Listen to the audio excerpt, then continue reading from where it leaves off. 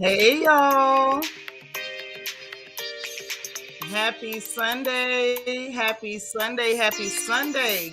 Get in here, get comfortable. Oh my gosh, child, they gave us a filler episode to end all filler episodes, but look like it's about to get real interesting. It look like things about to get interesting, y'all. We have got to talk. We got to talk because last week I think was supposed to be a filler, and instead of filling us in last week, they gave us something to piss us off. Now this week they decided it was gonna be less piss off and more of the same, and we're gonna talk about all of it. Y'all get in here, please. Get in here, like this video, get comfortable, please. Like this video and get comfortable. Shoes off, wigs off, undo them bra straps. Let's get into some gossip. Let's get into it. Because see, these heifers here, especially that Giselle Bryant, we got to talk about that lying heifer, y'all. We got to talk about her. She got a lying problem. We got to talk about her. We got to talk about her. Vita's here from Denver. Let me greet everybody. Okay, what's up, Vita? Happy to be happy. Good to see you. Dana Cutler, Miss Steelers Nation is in the house. We got Deborah Randall. We got one of the Devs here. That means we can talk about housewives. God's anointed daughter, how you doing? Lita, hey girl. I'm glad to see you. That y'all, this was the baddest Grinch in the land last night. Iron Butterfly, how you doing? Good to see you. Hey, Queen Me. What's up, girl? Dr. J 1913. Hello, beautiful lady. Good to see you. Tutu for your info. How are you? One of our big winners last night. LJ Forever. How you doing? What's going on? Fifi ASP. Good to see you. Esmene, how are you? I miss you. I'm glad you caught alive too. You say this the benefit of sleeping all day. I know that's right. I'm just glad to see you. We miss you. Hey, Enrose 33, how are you? There's my Kia Coco Pop. Hey, Bookie. That's right. I hope everybody's feeling good and blessed as well. That is awesome. We got Yvette here all the way from Birmingham, England. Hey, girl. Delicia Desmuke, what's happening? My plum. How you doing, darling? Good to see you. Hey, Yolanda Franklin, what's up? Rochelle. Hey, girl. How you doing? Kim Bird, how you feeling, sis? Good to see you as always. Queen Mermaid is in the house. This is my right arm. Thank God for it. Y'all pray for her because she sure be helping to prop your girl up. Queen of Hearts KS, hello, lovely. How are you? It's good to see you. Jackie Gaines is in the house. Hey, girl. How are you? Always a blessing, always a pleasure to see Jackie. Who else we got up in here? My good sis Glennis. Hey, girl. What's going on? Hey, ST. How are you? This my cousin up in here. This one of them shells. Hey, cuz. How you doing? Good to see you. Good to see you. We got Cool Gamer in the house. How you doing? Good to see you. All right. Learning to love myself, sis. How are you? Cheryl, how you doing, girl? Okay. You gotta go watch the recorded episode and then come back. I feel you. What's up, Red Majestic Diva? How you doing, pretty lady? Renee 12. Hey, boo. Ooh, look at you serving face. I know that's right. I told y'all all the pretty girls come to the porch. All the pretty girls come to the porch. Mona Me, how you doing? Good to see you. Hey, Candy R. Mona Thompson. Hey, beautiful. How are you? There's my DT. Hey, my love. Always happy to see my DT Don D up in here. What's going on? Good to see you. All right, the beautiful and gorgeous Niecy Rose is here. Delightful by design, always witty, and we always happy to see you in the chat. FD Johns, how you doing? Hey, Nina Ross, Dana Brown. Hey, ladies, how are you? How are you? High vibe up in here. Hey, girl, how you doing? PBH, how you? Always so good to see you. So listen, did I get it? Nope. Keisha E up in here. What's up, Dimples? How you doing? Andrew Barber. What's up, Drew? Glad you made it, baby. We getting ready to talk about RHOP and these people. Hey, Nano. You missed it yesterday. I wish you was here. Oh, shout out Argentina. I know that's right. You better represent. Hey, Southern Charm, child. We gonna talk about it. We got to talk about it. Oh, darling, we got to talk about it because listen, at this point, y'all gonna have to send Giselle to rehab for liars. I didn't even know they had it, but if they don't, listen, that's an opportunity for one of y'all to get rich because there needs to be a rehab for liars, and Giselle need to be there. Hey, DV, how you? It's so good to see you. It's so good to see you. So listen.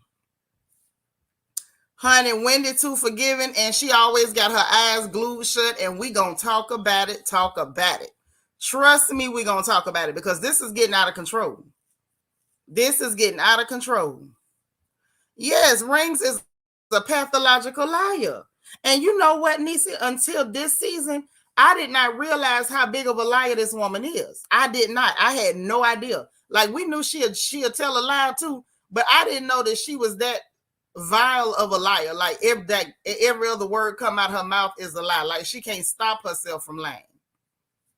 It's really weird. It's really, really weird. Like, it's people that lie like that make me uncomfortable.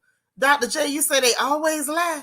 I mean, but like, this has been crazy. Or maybe, is it me or is it just that production keep highlighting the lies? Can we blame this on production or something? Because I'm just like, this amount of lying is uncomfortable to watch. You say, ain't that the truth? Give Gizelle talking, she lying. Ooh, child. Andrew Mack, what's up? You ain't watched the episode? You over it. You here for the breakdown. Don't worry. I got you on the breakdown. I promise you that. Yeah, she do believe her own lies. It's like but I don't even, I can't even say that though. Because it's like she bring people to help her lie. So I feel like if she really believed it, she wouldn't think she needed backup for the lie. You know what I'm saying? Because this is the second time they done tried it out Respucia to help them tell a lie. Now this is getting, to where it look like you mean to lie. Them babies are adorable. Them some cute little babies. Little muffins. Hey, Annie Gant. You say production just as guilty for protecting her. Are they protecting her, Yolanda? Because it looked like they outing her. I'm just saying. It looked like they outing her. Dana, what you say before I start this? Say, I'm going to take Wendy Black card back, making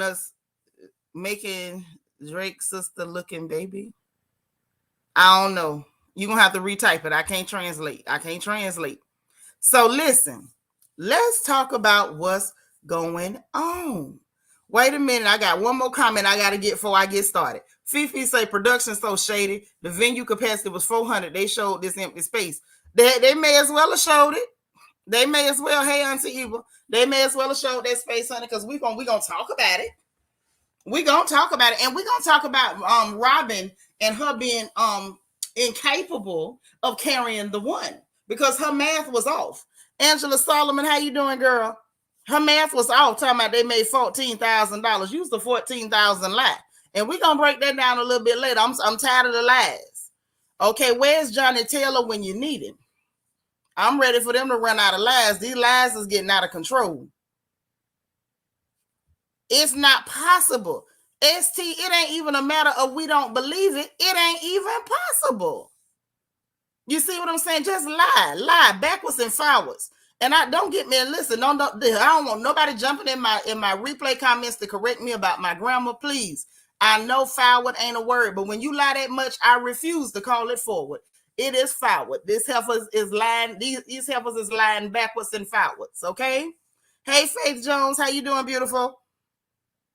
Yeah, 14K my foot. I said, was the tickets $1,000? They would have had to be. They would have had to be. All this lying. I'm so sick of that lying, y'all. I'm tired. Now. I'm tired. It's tired. Now, see, you know what? Tutu, you a mess. You already starting. She talking about you seen that spit come from Giselle lips when she was gossiping to Mia about Mia the Karen. You listen, you starting already. We ain't even started dragging these people yet. Hey, Deborah. It was said that they had sponsors, but no one mentioned. No, ma'am. They sat there and said they didn't have no sponsors and everything came out their pocket. Now, that's what them lying hookers said. And if it's a lie, they told it. Because y'all know when I watch them taking notes, I take note of everything. Robert Dixon sat there. Little Robert said they didn't have no sponsors and everything was out of their pocket to the tune of $10,000. 10 racks is what Robert Dixon said. And I want to know where the hell the 10 racks came from. How? Unless it costs $10,000 to rent that space for an hour. Child, I don't care nothing about Croy and her racist husband breaking up. That ain't none of my business, Nano. But I feel you though. But yeah, they lied. They lied. Oh my God. Veronica, how you doing, girl?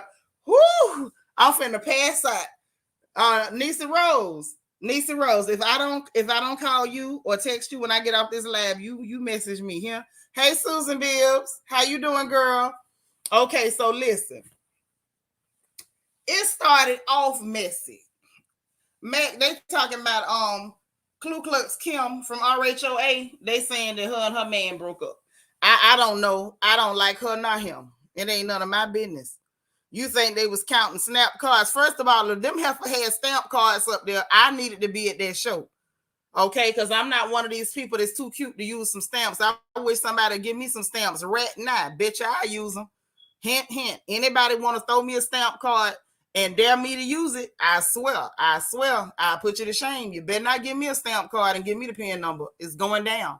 Hey, Karen Denby. Say, I'm here for the lies and rumors and the drag. Well, baby, you in the right place because all that they're finna go down.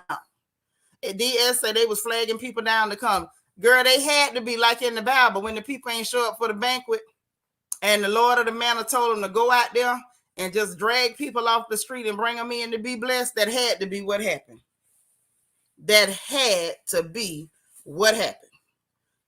Southern Charm say the tickets was $150. She checked. I don't know, but we gonna go over that. But all I know is them heifers didn't carry the one and somebody lying about the money. Now that's what I know. Somebody lying about the money. Bet me that. Needs to say this episode should have been called Liars, the Ugly, and the Shameless. Sure should have. All that lying they doing. All that lying. So listen. Hey, Miss Gardner. Hey, Edwin. So listen. This child, Edwin say, reasonably shady is definitely reasonably fraudulent. Yes, Karen was doing some bone collecting. Yes, she was, Dr. J. Yes, she was. Oh, yes. Now, ST, this my last one. Talking about, and the show was off. They doing the Cabbage Patch. Baby, if we can even call that a Cabbage Patch. At this point, I feel like the Cabbage Patch was fraudulent. Wouldn't even dress up. That man came there like he just left the park. Oh, yeah. So listen. So we start off with Karen going to see Giselle at the barn, y'all. She gets to the barn, and Giselle done hung a chandelier over the doorway. Okay, she got a front door, and she hung a chandelier at the doorway. And she like, oh, I did so much. And Karen full of it. Karen up there trying to make the lady feel good. Oh, you bringing it together. She had that same little bitty apartment furniture in them wide rooms, and she still had that same checkerboard kitchen decoration that she got from the Dollar General. No, I'm sorry. Was that the Dollar General from Dollar? No, that was the Dollar General that was selling that checkerboard stuff for the kitchen. And I know, because every person I knew that lived in the hood in West Ocala had that same checkerboard kitchen decoration stuff from the Dollar General. They went and got the little chef dude and stuck him to the wall. They had the checkerboard trays. They had the checkerboard hand towels, the kitchen towels, and the little checkerboard mats they put in front of the sink. And she got the same ones Yes, that's where they was at. Hey, Trina Taylor. Yes, it was Family. I want to say it was Family Dollar, but I think it's Dollar General that had them because y'all know I like to tell it like it really happened. Now, hey, Jenna Harris, don't worry, girl. As soon as you jump off, we'll still be in here.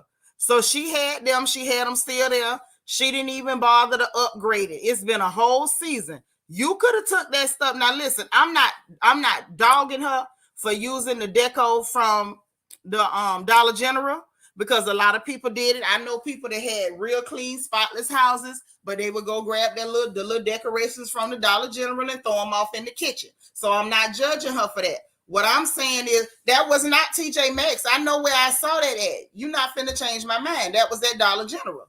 And my thing is, it's been a whole season. Okay, it's been a whole season. Little Robert been selling them hats. Hey, Bianca Edwards, Little Robert been selling them hats. Y'all been doing the little podcast and stuff. People been listening. I know you done got your little commercial money or whatever like that. It's been too many opportunities, ma'am. Now I know you got it out of Jamal's hand-me-down car, and you went and got you a decent car. I got all that. I got all that. But you still had enough time to take that Dollar General stuff out your kitchen and replace it. And did y'all see how the cameraman zoomed in on that cheap checkerboard print? I said, see there, and Karen Hugo was clowning her for it. Then you gonna bring Karen in your house, of all people in your house still look like that. And what you focused on is sitting up gossiping about people and telling lies on folks when you should have really talked to her out there in the patio, because it looked like she had the patio looking decent. Now that's what it looked like. Lord, Andrew Barber say them hats ain't doing nothing for little Robert. Yeah, I said it, old Shandilly. She done throw the old Shandilly up there because that wasn't no expensive one. And that's okay. You could ball on a budget. I'm not mad. High Vibe say they should have had that at a small hotel conference room. Show should have. You know what they could have did, High Vibe. They little event, they could have rented out the church annex. You know, the kitchen where they do the repasses for the fumes and stuff. They could have rented out the church annex, the church kitchen. And that, you know, it would have held the same amount of people. And it's a kitchen there.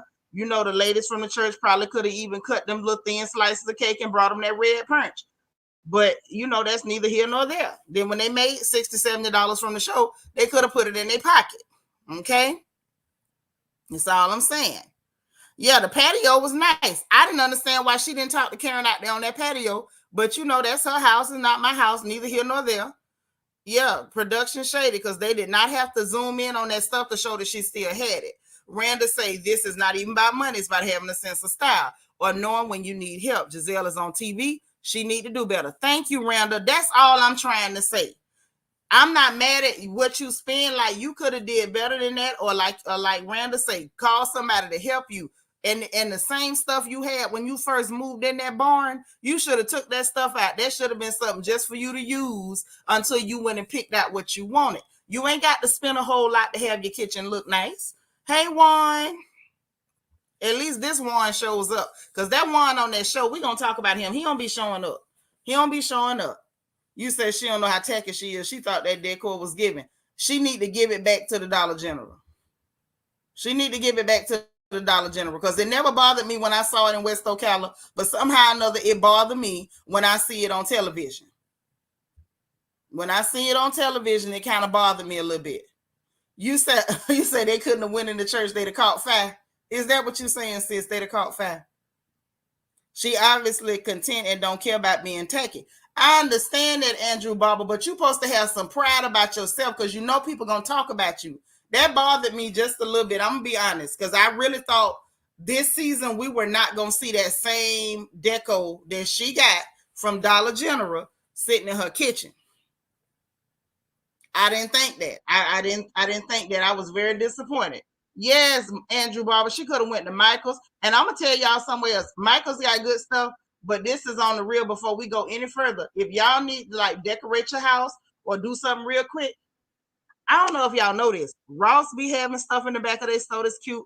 TJ Maxx definitely have some cute home deco stuff. And it be nice little stuff. Like it don't be real bad or real cheap or nothing like that. Go in the back of TJ Maxx. Go in the back of Ross.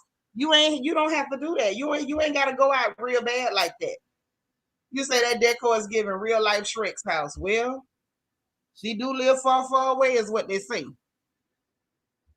They say she live far, far away, so maybe so. Say I got stuff in my house from what is RH Target? I know Target and Amazon. I don't know what RH is. I don't know that one. You know I'm country. I don't know that one. Yeah, I ain't no big fan of the Walmart stuff. You know what I'm saying? But you could do that. My thing is, if you're gonna do Walmart, you may as well keep the Dollar General. I'm just saying. If you can do Walmart, Dollar General ain't gonna vex you. But anyway, Restoration Hardware. Okay, bet that up. But yeah, go straight to the back of TJ Maxx. They be having good stuff back there. It real good stuff. Say Home Goods is TJ Maxx own, but all furnishings nice stuff. I'm telling you, if you go to the back of TJ Maxx, you'll find nice little cute knickknacks, dishes, pot holders, little odds and ends. She didn't have to do that. Edwin say y'all can't even blame Giselle because everything she does is a joke and for the purpose of trolling. She lives trolling now. Maybe she didn't want to spend Bed Bath and Beyond money. Maybe she didn't want to spend Home Goods money. I'm just saying, like, if you go into the Dollar General, just go hit places like Ross and TJ's, or what's that other one? Marshalls. Marshalls be having some nice stuff too. Marshalls be having some nice stuff. You know what I'm saying? Like, I'm not mad at nobody balling on a budget. Do your thing, but that was embarrassing because Karen sitting up there was like, I wanted to be able to say something nice about your house other than I like your chandelier. But that's all she could really say. That's all she could really say. And it was bad, but it is what it is. That's the position she put herself in, and said something about she gonna do her own backyard or something. I'm like, Lord, Giselle, call somebody to help you, man. And then talking about she want a man that's a beast and this and that. I'm like, Lord, Giselle, stop. Ain't nobody falling for it. Yes, Burlington too. That's true. Burlington be having some nice stuff too. So listen. So they sitting up there. After all this done went on, Karen brought gifts for her children. And she said, you brought gifts. Is that Gucci? Went to calling the children out there, all excited and impressed by some Gucci. Like, girl, you could buy some Gucci. We know you not. And you still got that same stuff in your kitchen. But what I'm saying is, it was so tacky. It was just so tacky. How excited she was. I was embarrassed for her. Oh, girl, I like to do crafts too. You sure can. Yeah, I'm telling. I think I mentioned before. It's a lady right here on YouTube, UW Essentials. UW be showing y'all how to use that stuff from the Dollar Tree and make some nice stuff. Won't nobody even know it's cheap. Hey, be nice. The chandelier wasn't bad. It wasn't bad, but it was just sad that Karen was like, I wanted to say something nice about your house that wasn't a chandelier. That's all I'm saying. So anyway, the children got their bracelets and stuff. Giselle talking about some. See, we go through our ups and downs, but she came and brought my children some presents. I'm just sitting there like, ooh, you polar thing, you. You polar thing, you. Nano, you better be wrong. I know you better be wrong talking about 83 likes. My moderators, I need one of y'all to refresh and tell me how many likes we got. So I know whether we need to go home or not. One of the mods, refresh for me and let me know what's up. But anyway, so then they start talking about the live show. And everything. And Karen started talking about what she gonna do with her show because they want to know what's going on. And hey, Ivy, life coach, say I hate whoever designed that addition on Giselle's house. Baby, it ain't no addition. I told y'all she put them two barns together. She joined them barns together. Ooh. Hit the like button, y'all. Lita said it is 84 likes. DT say y'all up to 87. Y'all wrong. Nacho Twins mama say it's up to 91. All right. Mods, keep watching them. Because if it don't get found, then I'm gonna get gone. And that's just gonna be that. Yeah, old Jigsaw house. I don't know. But I will say this before I go into the gossip some more. I feel like Giselle's house has potential. 103 with 103 Mac. Okay, that's better. That ain't right, but that's better. Y'all still keep hitting that like button. Hey, Marilyn. But the house got potential. Like, she could really make it look nice, but she just ain't doing nothing with it. I don't know. And Lord, Trina says she can get a Mattel contract for building that Lego house. I'm dead. I want somebody to do something with you, not the Lego house, God. Lily, there's my beautiful sis. Okay. I'm just saying, she just called somebody to help her out. That's all. So when they talking about Karen's live show, now this right here bothered me. This bothered me. Karen talking about we gonna, it's gonna be dinner and cocktails and Q&A and sizzle topics. The same thing she did at the darn at the department store. And so Giselle says, so you gonna be selling Ladom? Talking about, no, you don't mix your brands. Girl, you are the brand. There is no other brand. What are you talking about? What are you talking about, Karen? Right? So she gonna do the department store show on the road, minus the perfume. Hell, you come out better to bring out the perfume. Because what that little boy was telling her to do was real disturbing. I'm just saying, Matt, whatever his name is, it was very, very, very disturbing. So anyway, then she asked her, how is she with everybody? Karen says she good with everybody, but Mia's representative. Because she says she don't want to have to talk to Mia through her representative. She don't want her talking for Mia. Okay. Then Giselle started telling stories and adding lies. Now, this is where the episode started to go down for me, y'all, because the lies started immediately. I mean, immediately. Like, I could have forgave her for the Dollar General stuff in the kitchen, but why we got to start lying? As soon as you open your mouth, the lies just start pouring out. Oh, she gonna tell the story about, she said, if I'm making a lot of money and Jackie, you driving the Porch, right? That girl ain't said that. That girl said, if I'm doing good and my friend ain't doing good and driving in her Porsche, then I'm a bad friend. That's what the girl said. But she keeps saying, and Jackie, you driving in a Porsche, right? That girl didn't say that. That ain't nothing but a lie. So I'm sitting there like, okay, Giselle, maybe until later in the episode when we see her bring in Rasputia to help her tell that same lie. And my thing is, if it was an honest mistake, you wouldn't bring in reinforcements for no lie. When people bring in reinforcements to help them tell a lie, it's because you maliciously telling that lie. You telling that lie knowing exactly what you're saying, and you know that what you're doing is wrong. You knew what you're doing is wrong. But anyway, so then she, they got on past that or whatever. And Karen up there making faces, acting like she all into the gossip or whatever with her fake self. Then she tell them talking about, the story about Mia saying that she had told a girl to sleep with her ex because she couldn't quit going with him and, go sleep with him and see what I'm talking about, see what it's like or whatever like that. Child, Giselle done came back, added to it, done told the story, added in that Mia watched her sleep with the man. Mia ain't said nothing like that.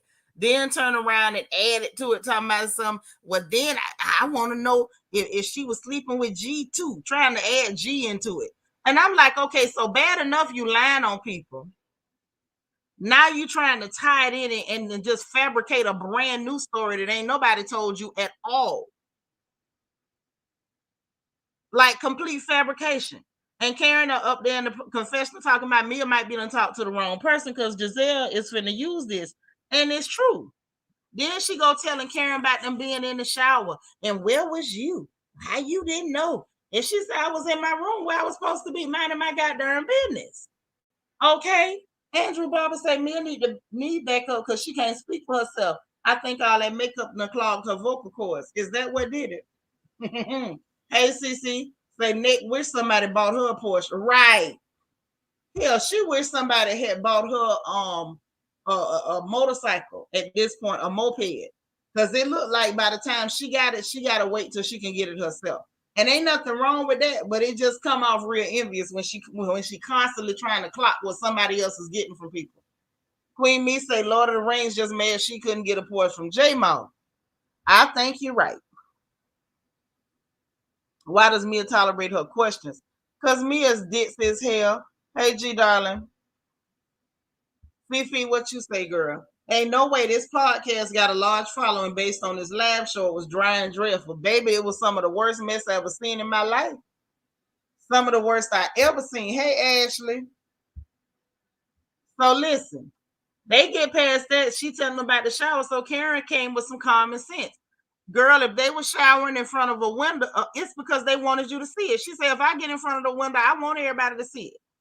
They wasn't in front of that window and not wanting to be seen. They wanted to be seen. So that kind of shut Giselle up because she was gonna go off on the road with that and try to probably add something to that. So anyway, they cut and show Wendy at the hospital real quick. Hey, LEL. Say I care about them lies Giselle is telling when Mia gives Giselle the same energy she gave Wendy. Till then, I don't give a slipping FK about what Giselle got to say. It's not about her lying on me. I'm just tired of her lying, period. It's getting old. I don't like all that lying. Y'all know me. I don't care if I don't like you. Don't lie on nobody. I don't like that. Like, that's a turn off to me.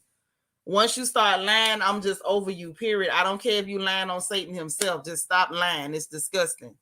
So then they switched to Wendy. She at the hospital. This girl got 9-centimeter kidney stones. And Eddie telling her, you scared us or whatever. They're going to have to take them out because they too big. She can't pass them.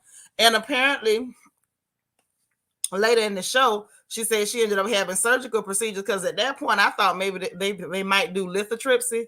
But maybe that was, a no-go. Maybe she wasn't a good candidate for it. Or maybe she just wanted to get it over with because she hurt. You know what I'm saying? Maybe that's what it is.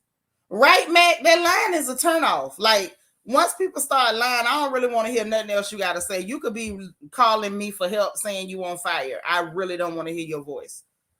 Like, I really don't want to hear your voice once you stop lying. Once you start that line, I'm over it. Like, I'm done. Okay, yeah, definitely. Because let me tell you something. Them kidney stones, I ain't never had them, but I've seen plenty of people with them. I saw my mom with them at a certain point. Like, it looks extremely painful. So bless her heart. I'm glad she made it. Hey, Zoe, what up, girl? All right. Looking good. Yeah, and she too old to be lying at her big age. At her big age, Giselle Brand is still running around lying on people. It's not cute. It's not cute at all. Yeah, it makes people distrust you. And my mama used to have a funny way of saying things. She would say, when you lie all the time, people won't know how to believe you. And it's the truth. Like, you could really be in trouble and I'm not going to listen to you. You could be going through the worst day of your life and it's going to go in one of my ears and out the other if I ever catch you lying. I don't like it. Wendy ain't taking care of herself. She do need to chill. But a lot of us work round the clock. I'm one of them, so I ain't going to judge her too hard. And y'all don't judge me too hard because I go round the clock too. That's just life sometimes. So it's unfortunate. It ain't right, but it just kind of is. It just kind of is what it is. But I hope she do slow down at some point. All right, the beautiful Bianca Edwards is telling y'all to pause for the calls and hit that like button. Okay?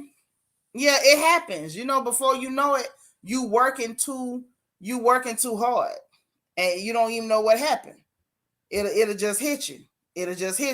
You say Wendy mama had you rolling. Listen, Wendy's mom made me feel Wendy's mama felt like family. That's all I could say. Wendy's mama felt just like family, but she kept it real with her. She definitely kept it real. You say Wendy's mama gained a lot of weight. That's what happens when we get older. I done gained a lot of weight too. We eat and we don't move around as much. We're more sedentary.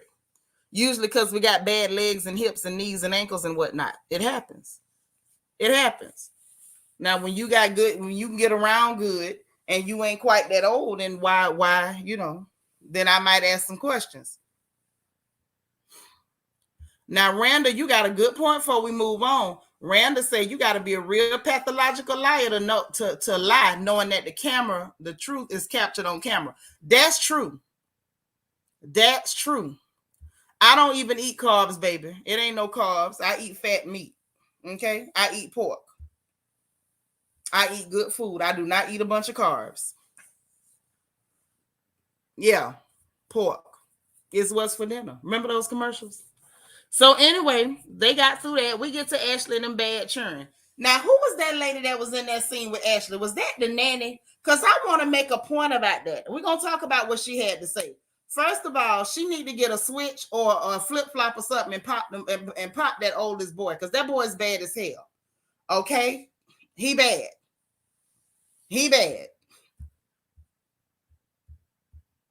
Okay? Well, I'm glad you don't eat pork, baby. I eat all that you don't. That's right. It's the other white meat. There you go. That's right. That's the nanny. I thought so. I thought that was the nanny. So let's talk about what she said, and then I'm going to talk about what got me about this scene. Now, this scene bothered me, but I want y'all to travel with me to let me know if I'm tripping or not, okay? Okay. First of all, I need her to get a switch. All them cherry blossom trees, one of them trees got a switch on it. Okay, she need to get one. You say the oldest one made you nervous playing on that counter? Yes. And I was more nervous because she seen him doing all that and she didn't do nothing to make him stop. Trina say, child, them kids grown and ready to graduate from college and going to frat parties. They look like they'll go to a frat party right now. That boy, listen, it's seldom I call a child bad, but that little kid is bad. He need a whooping. Now, that's just what it is. Something about the Bible say you shouldn't eat pork or shellfish. Child, stop lying on God. That is not what went on in that scripture. Cut it out. If you don't want to eat it, don't eat it. I'm gonna eat what I want. It's not what goes in the body that defiles it, but what comes out. Cut that out. If you don't want to eat it, don't you eat it. Just know I'm gonna eat your shell. That's all you need to know. That DS, you know we don't talk about people cheering over here. Now I call them bad, but we ain't gonna call them ugly. Now don't do that.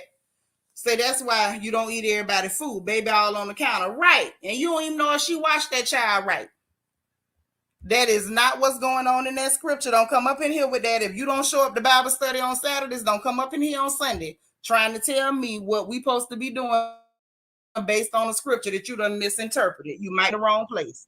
Andrew Mack say them Michael's offsprings actually gonna have her hands full. It's true. It's very true. But she need to do something with them kids. So she sit up there and tell the nanny.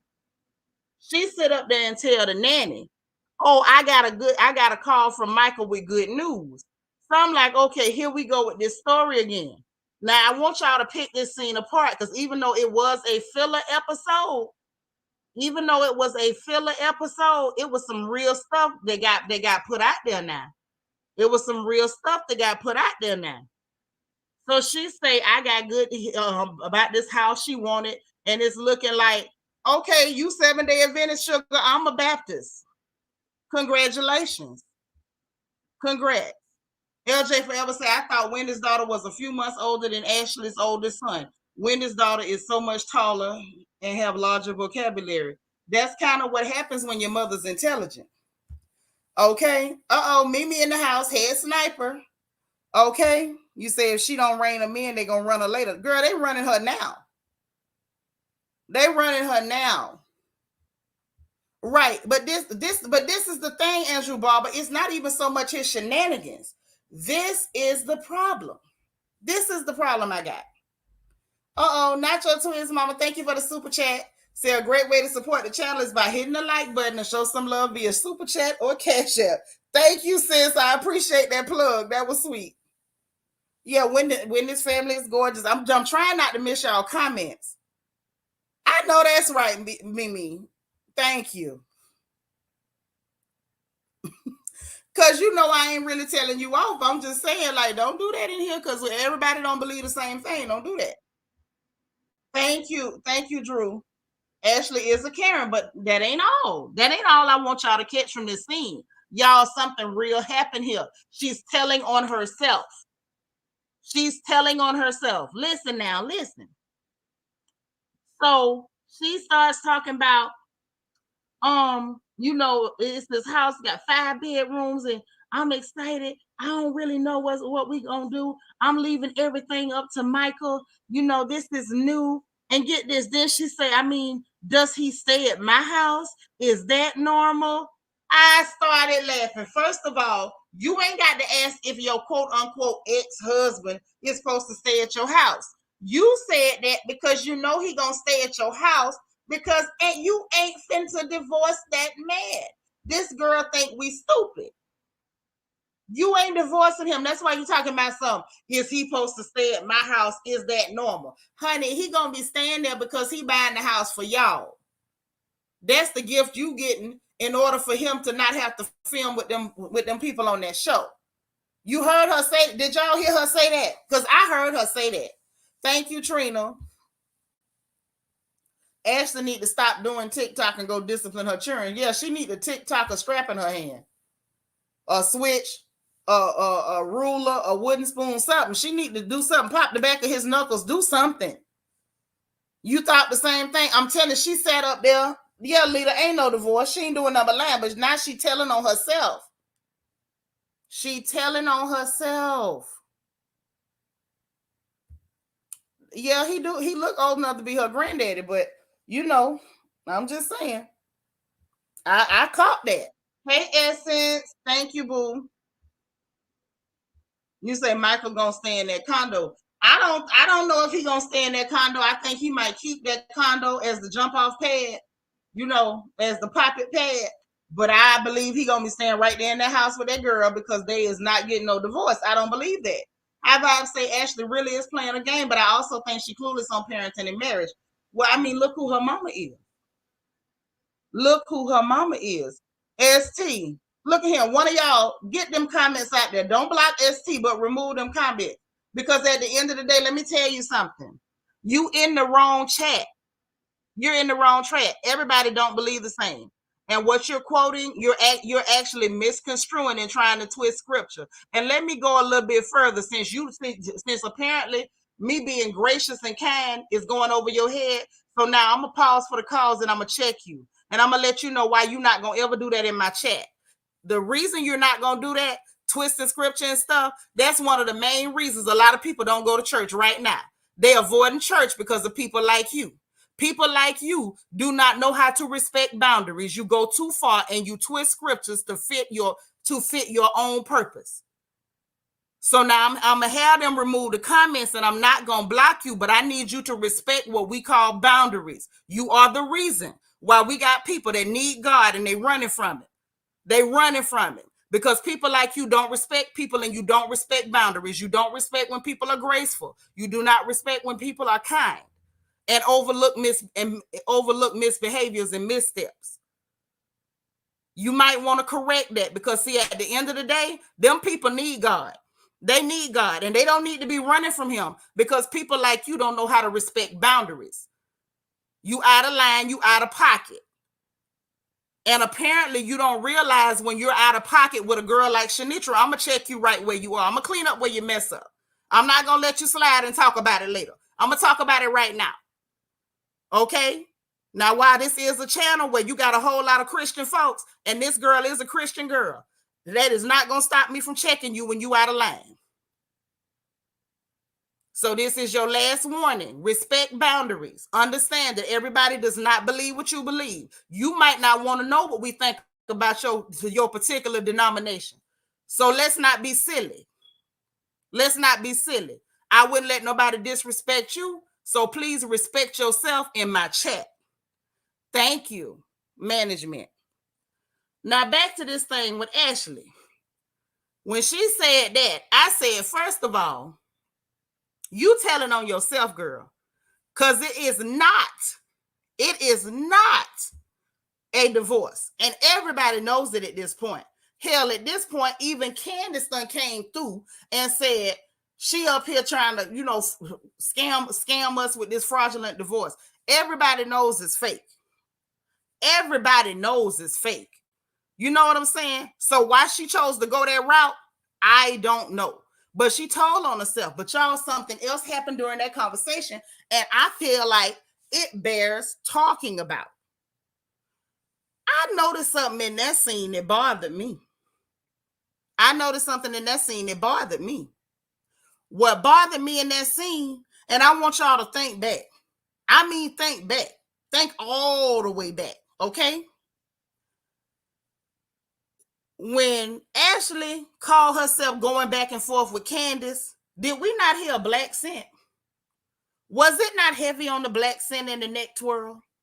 Why is it when she was in the kitchen talking to the nanny with the bad kids, telling the lie about Michael and the fake divorce, that we didn't hear no black scent? I didn't hear one. Did y'all hear one? I didn't hear no black scent. She was in there like, I don't know. Like, what do we do? Like, does he stay at my house? Is this normal? I mean, she done went up 2 octaves, completely nasal, all through the nose and the back of the throat.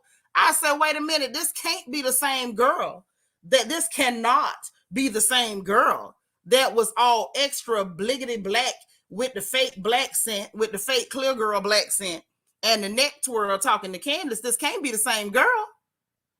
I say, oh, looky, Miss Cookie. We caught you. You heard not a drop, right? Not a drop. Every time she get caught in some bull crap, there's a black scent. When she went online to say, I'm not a colorist, there was a whole black scent when she was blinding us with forehead, with that bulbous forehead. Yeah, she go extra hard a couple of times. When she was in there talking to Riff Raff, her friend, her ugly friend that lied on Chris, she gave us a little black scent. You caught that? You had to look up to see who was talking. I know it did something to me. DT say y'all hit the like button now. That wasn't no code switching. If that's supposed to be your friend, you don't code switch with your friends. And she didn't sound like she was code switching to me. She sounded real comfortable. She sounded real comfortable with that bouffale. I heard that.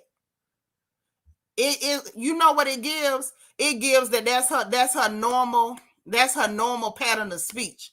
And when she called herself talking to black folks and sister girling it up, that's when that hoe is pandering. And she think I didn't catch that.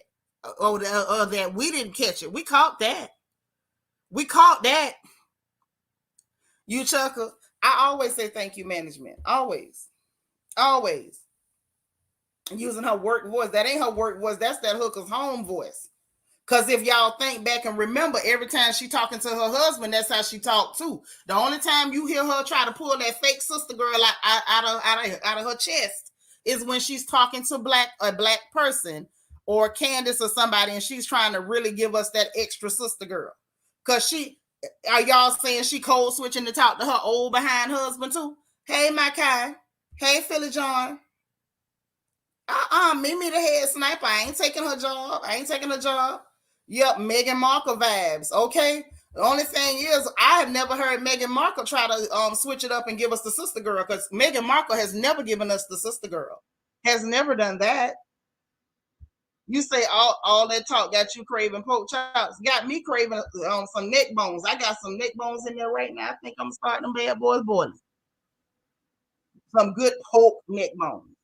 Trina say, Stewie Darby is a con artist, and Sheila, they're making sure they're not going back to that 10 under the bridge. Well, can you blame them? Now, can you blame them? I wouldn't go back to that 10 under the bridge. I wouldn't have went the first time. Say the black speak is the code switch. Her baseline is the clear girl. You know what? You right. I'm with you when you're right. You're always saying babes. It's true, Andrew Barber. You done checked her. But I thought I didn't know if y'all caught that. So then we get to Robert and Rings, prepping for this live show. Now, this is where more lies come out.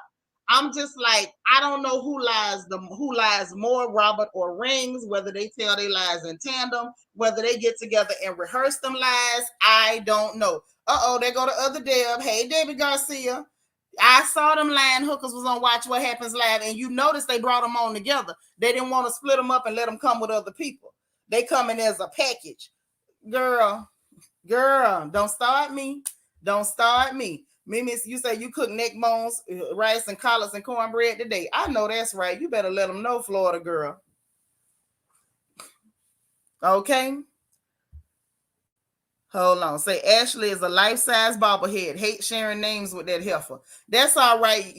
You got flavor, so it don't even seem like y'all got the same name. It don't seem like that. It just seemed like a whole different name when it's on you. That's how it seems. Okay. Dana Brown say the two green-eyed bandits. Yeah, that's what they saying. I know they lying. That's why ain't no point in watching. All they gonna do is sit up there and lie. You turned your TV off, Debbie. I ain't mad at you. I ain't mad. So they sat up there. Now, mind you, one of y'all get y'all calculator. Okay. Southern Charm said that the tickets was $150. Who got the calculator? Let's get this right. Say the tickets was $150. That's what Southern Charm said. We're going to take her word for it. It might have been less or whatever. But she said it was 120 tickets or 4 rows that they were supposed to sell, right? So that's time 120. Okay, that would have been $18,000 if they sold them all, but they didn't. Okay. According to Robyn, she said they needed to sell 89 more tickets. So how many did you actually sell? Because if that was $18,000, right? That's if they was 150. And you claim you spent $10,000 out of pocket, that would have meant that y'all made $8,000 in profit. Where did $14,000 in profit come from? And according to you, you did not have, according to you, you didn't have no sponsors. Remember, she said she did it all out of pocket. Okay, ST, thank you for the super chat. Say peace and love. Don't be mad at me. It's not that serious. First off, thank you so much for the super chat. Thank you for the support. And I appreciate the peace and love be unto you and your household as well. And I'm not mad at you, but I am checking you because it is that serious and you are wrong. And that type of behavior in public settings where everybody is watching is actually very deleterious to the faith. Those of us who are very serious about making people feel comfortable and making sure that people who are Christians do not have a bad face in the community, it is serious.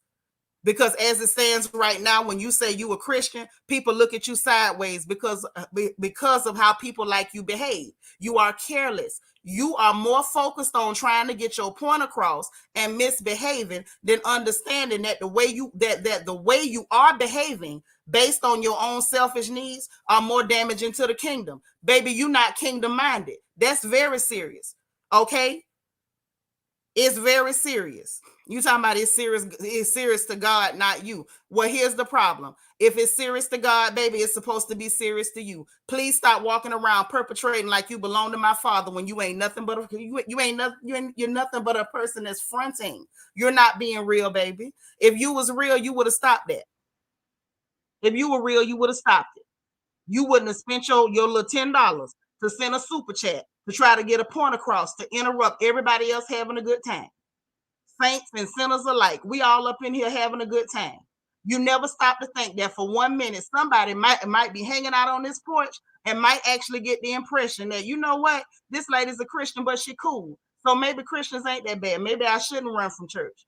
But instead of you letting it just be a cool space, here you come, you got to make it all about you. So now I'm going to go ahead and make it about you. Since you don't know how to behave yourself. Stop trying to represent the cross when you don't represent the cross. You're not kingdom minded. According to you, you said it's serious to God and not to you. Well, let me help you understand something. Everything that's serious to my father is serious to me. Because he's mine and I'm his. And I'm going to do you one better. One of y'all block her. Because let me tell you something. If you don't respect my father in my house, you're going to have to get up out my house. Let me bless your game with that. And thank you for the super chat, though. All right, now back to the gossip. Don D, you better tell her we supposed to care about the king's business. But see, these are the people that run God's people away from the church. These are the people. These are the ones that'll see somebody strung out on drugs. And instead of helping them and loving on them, they'll talk about them. Talk about how bad they stink and how they half naked and how they need to be doing this and how they need to be doing that. These are the same people that'll see a young girl being promiscuous and drag her through the mud instead of saying, baby, who hurt you and why is this happening to you? These are the same people that will sit around and see Black folks being mistreated, and they'll be more concerned with respectability and their own personal feelings than doing what's right for the collective. So I hope that you all don't mind the interruption, but as you see, we had somebody that was all about themselves and they wanted the attention, so we had to go on and give it to them on the porch because that's what we do. Hey, Janice, how you doing, girl? There go my sunshine. Okay, now back to the gossip. It's a shame we got to stop the deal. Let me tell you something, and I'm going to say this before I move on, because this is something that's so serious to me, and it's close to my heart. Ain't nothing worse than a fake Christian. Ain't nothing worse than people that sit up in God's house and hang around God's folks because all they do is make our job harder. That's all they do. We trying to draw people in, and they steady running people off. That's right, Jerry. Thank you, management. Don't come up in here with that fake stuff. If you either use a saint or a sinner, and if you a sinner, I love you too, and we gonna rock with you till you get it right. But don't come up in here with that fake Christian bull crap. Don't do it. Debbie Garcia, thank you for the super chat. Say amen to that. I left the church for that reason. Well, I sure hope you come back because all us ain't fake and phony. Jay Della Ray said, but I thought we was talking about RHOP. So how she started talking about food and what we not supposed to eat? Child, she wanted to let everybody know that she one of them good fake Christians that'll run y'all from the church and talk about you real bad. That's what that was. Mimi say, thank y'all for loving me as a pervert who reads from time to time. I love you right where you are. I love you right where you are. And you ain't got to go nowhere. You ain't got to go nowhere. So anyway, the money didn't add up. That would have been $8,000 if she sold all her tickets. But the way little Robert was talking, I don't even think they sold all their tickets. And if I looked around that room real good, y'all, I don't think it was 120 people in that room. Did that look like 120 people to y'all? I don't think that was 120 people. That's right, girl. Come on back. All us ain't fake. Come on back. That's right. That's right, Janice. He love everybody and me too. That I know it didn't look like no 120 people to me, but that's what she said she had was 120 seats to sell, and I don't think they sold all of them. Ooh, you pull into the gas station to say that you didn't see no 120, right? I didn't think so. You say you saw 30. I think it was more than 30. I think it might have been like between 50 to 60 people in there, maybe. And Karen Hugo was shady as hell. Karen was shady. Red Label, how you doing, baby cousin? So you had to drop down from the clouds for that biblical read. Now, I wasn't trying to do that, but sometimes folks just won't let things be, copacetic. They got to make it more than what it is. Miss Jersey girl, you say it was about 50. I give it that. 60 on the outside, but 50 for sure. Sunshine said it was about 46 people max. That room including the audience, cast, and crew. God dang. Janice say 29. Y'all don't even want to get a lady 50. No, she said VIP tickets. Them tickets wasn't free. And it was 120, not 150. I was sitting there taking notes while she was talking. Debbie Garcia, thank you for the super chat. So I was blessed today, so I wanted to sow in good ground. Thank you so much. Now that's sweet. I appreciate that. PBA say Karen was funny in this scene with her note taking. Karen was shady with that note taking. We're gonna talk about it. We're gonna talk about that. Deborah Randall say 80 at the most. I can buy that, but she definitely didn't sell them tickets out. She lied.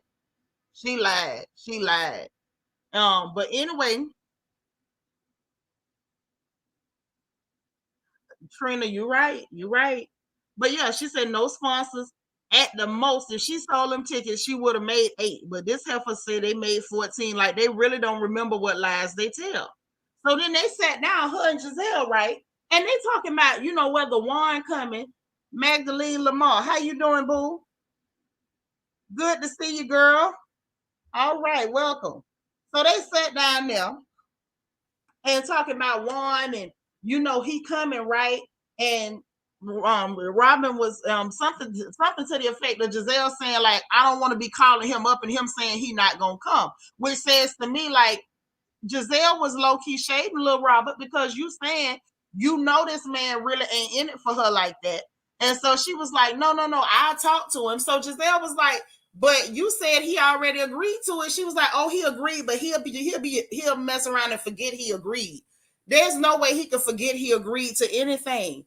I feel like Robert was scared to ask that man to come up there because she know he don't want to be bothered. And the way he showed up and how he was dressed said he did not want to be bothered. Hey, Monty, how you doing, Monty Taylor? Passiana, what's up, girl? Edwin say, let's be honest, that podcast was really making all that money. They straightened. They should have not have to invest personal income. I get what you're saying. Yeah, if they was getting off like that, they would have had investors. I got you. So if they spent 10K and made 8K, that's too. But no. I'm saying like if they sold 120 tickets at 150, that would have been 18 racks. They would have made 8 if they spent 10. But I don't believe none of that. First off, I don't believe they spent $10,000 unless you're saying it cost $10,000 to rent that place for an hour. Like even renting the equipment, like a soundboard and stuff, but you apparently using soundboards and stuff at your house. So I still don't understand where the 10,000 came from. Who did you pay $10,000? Y'all didn't do nothing. Dr. J say, didn't they have babies selling sweatshirts in the lobby? Yes. Yes, had the children working in the sweatshop, selling the sweatshirts is what they was doing. Okay. It was too much. I wasn't ready. And I'm woman enough to admit that. I was not ready for what I saw. I wasn't ready. Tutu say, yeah, Giselle was real shady. Yeah, pulling out her calendar because she asked her about that wedding. And I'm like, why is everybody asking this girl about this wedding? Y'all know it ain't finna be no wedding. Hey, Quiet Storm 87. That's right. Hit the like button. LEL said, if y'all live in the same house, how he gonna forget about it? Thank you. That man don't stay there. That man don't stay there. Now I'm tired of that. Right, not even 5. It wasn't even 5. Wasn't even 5 bands. No, just lying. Just lying. DT, thank you for the super chat. So I'd rather. Oh, Jesus. Not the toes. Oh, my. Oh, my. Thank you for the super chat. But you know I can't read that. Oh, listen. We ain't even got to the show. We talk about the setup for the show. Y'all ready to rip. But get this. So Giselle talking about something. You know, I just want to know, you know, about the wedding I'm not invited to. And Robyn say ain't nobody invited to the wedding. And she said, well, I just want to know so I can leave my schedule open in case you need me to do anything. You know, my schedule is wide open. It's open if you need me to do anything. Can we, you know, what's the date? Can we get a date so I can check my schedule? And I'm sitting there like, girl, she ain't finna give you no date because it ain't nothing to it. Okay, you talking about ain't no date. It ain't cut and dry like that. We got to iron some things out.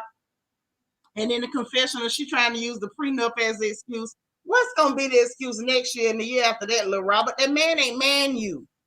He ain't. I guess she say if other people on other franchises can fake a marriage, maybe she could fake one off camera.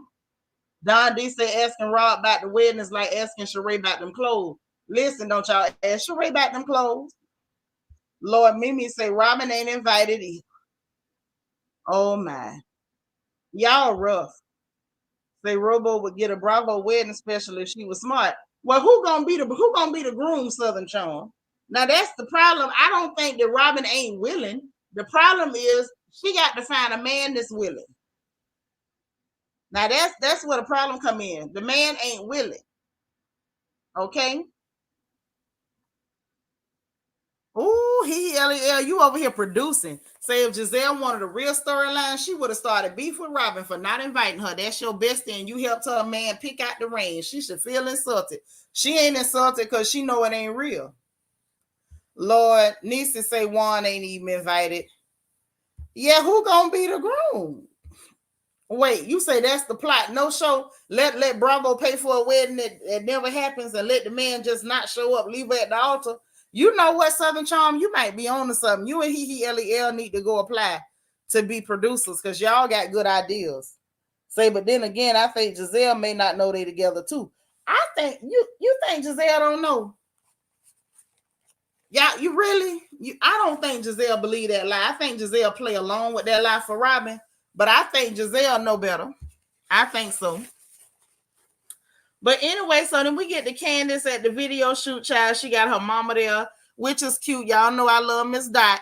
And she says she always want her mama there for all her milestone events, but this time she want her to, hush and not be being messy and stuff. And they flash back to the other video and stuff. She down there doing crunches with her little bitty self, talking about she want to make her abs pop. I say, well, go ahead on, Candiace, with the ab popping. I don't even understand, what that was going to do, but all right now. So she went on and was doing her thing. She said it was an elevation from the last video shoot, which it was, because that last video shoot was something else. This one, if I'm gonna be honest, it was a slight elevation, but how much of an elevation was it really? I don't know where Chris was, Southern Charm. Maybe Chris ain't come because Mama Dot was gonna be there. Dot don't play with Chris. But it was an elevation from the first video, but this video didn't look like nothing. You had some lights, a car, and you and Trina sitting on the car. Now, I love Trina. Everybody got love for Trina. Okay, all right, Miss Diamond Princess. You all the way, in Potomac. Now, do your thing. We proud of you. We got love. But the video was Candiace with this song, this real sedate song, and they sitting on the car. I didn't see no dancing. I ain't see, maybe once we see the finished product. I haven't seen the finished video. Maybe they did like some wardrobe changes or something, but it just seemed like it was real simple. Oh, Dr. J said they're going to use the prenup to cancel the wedding. You might be on to something. Nisa, they did have a smoke machine. You right. Hey, DH, maybe the smoke machine, really, really did it. That might have did it. Okay, you said Trina ate up the video budget. Maybe, because Katrina Laverne is going to get her money. Now, that's all I'm saying. Trina Laverne Taylor going to get her money. She's going to get her money. T. Hutch said Trina only has a one part in the song. I'm sure this is a small part of the video. I hope so, but then again, when Candiace was singing and Trina wasn't saying nothing, Trina was still in the shot. So maybe sometimes you be featured in the video. They might not only show you when you rapping. They might show her during the whole video. I don't know. I'm just saying I would like to see the rest of the video. That's all I'm saying.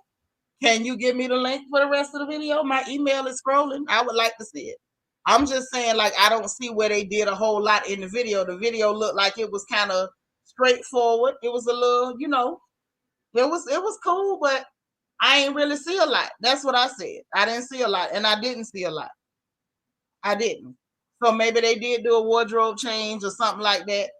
Who knows? But it is definitely a step up from that last video. I'm going to give her that. Trina came with the encouragement, the positive energy, and all that good stuff. Lily said on her page is a snippet, is more scenes. Okay, good. So it's more scenes. I just need to see more of it. It's on her Twitter or on her Instagram, Lily.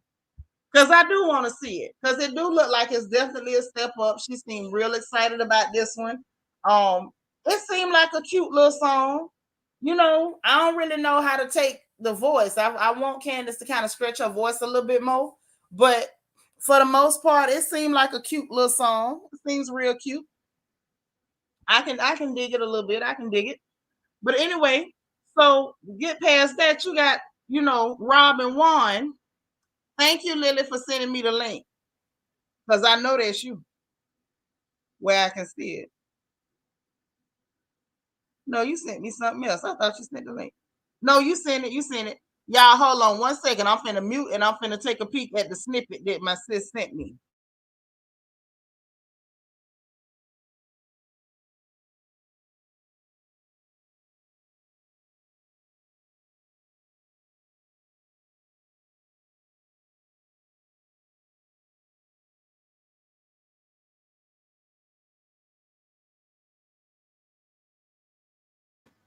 Okay, so I saw the snippet. Definitely more scenes. Definitely better than the last one. When I see the whole thing, then I know really what to think. But it looked nice. It was a lot of smoke machine, a lot of dim lighting and stuff. So I could see what they was doing. I could see it. Cute little song. Okay. So anyway, moving on to Robert and Juan. So they sitting up there. First off, this was the most contrived scene I've ever seen. How was your day? Who does that? That just seemed to me. It read, "This is my first time seeing you today." That's what it read. It read, "This is my first time seeing you today." Because if y'all woke up in the same house, y'all in a whole full-blown relationship, y'all ain't texting and calling all day. What you doing? What you gonna do with them children? Guess what this one did? Like this, it's almost like it was no conversation, or y'all don't have a connection at all. Y'all jumped in front of the camera and said, "How was your day?" It was real weird. Right, Southern charm. No hug, no kiss, no chemistry, no nada. No nata. I wasn't with it. I didn't get it.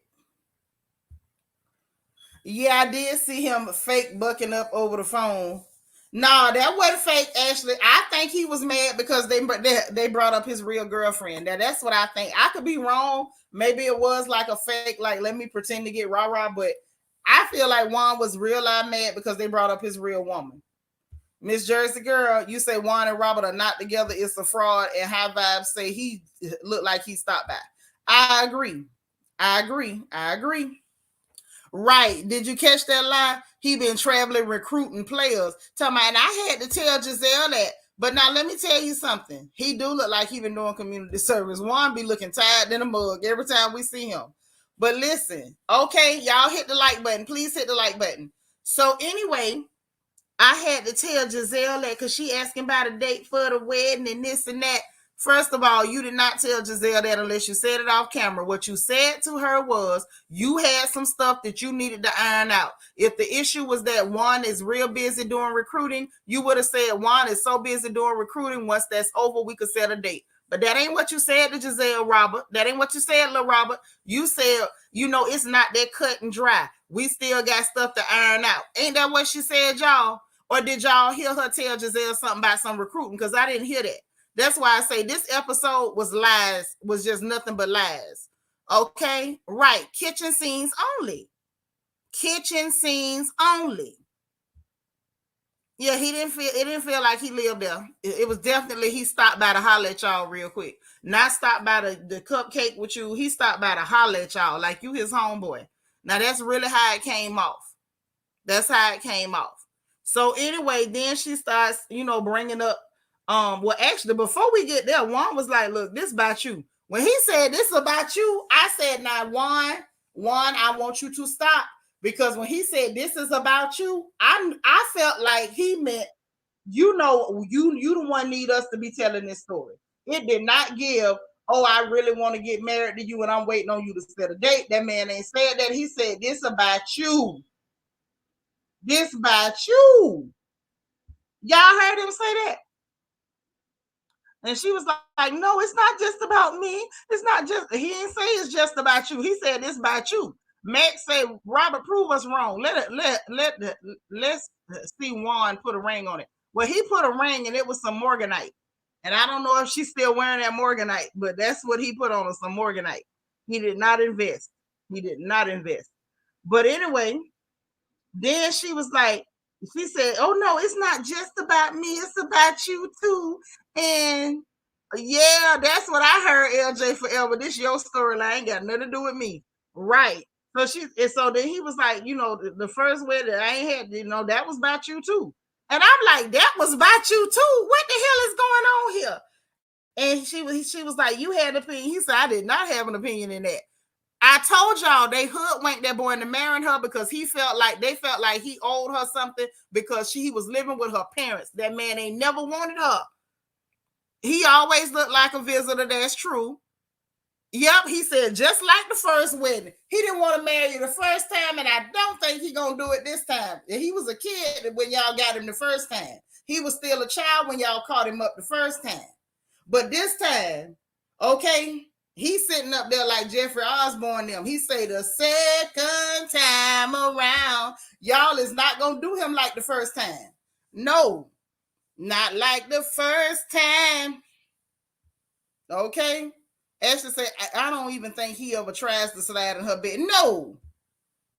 Now ask yourself, would you try to slide up on some dirty sheets? Would you? He said that, didn't he, Lita? He said that.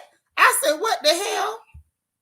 No, ma'am, it was not cubic zirconia. It was morganite. You heard what I said? Morganite.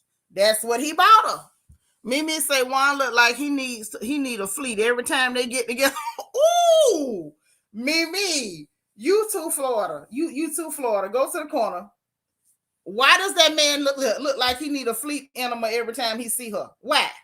For those of y'all who didn't catch that, she say he look like he need an animal every time he see her.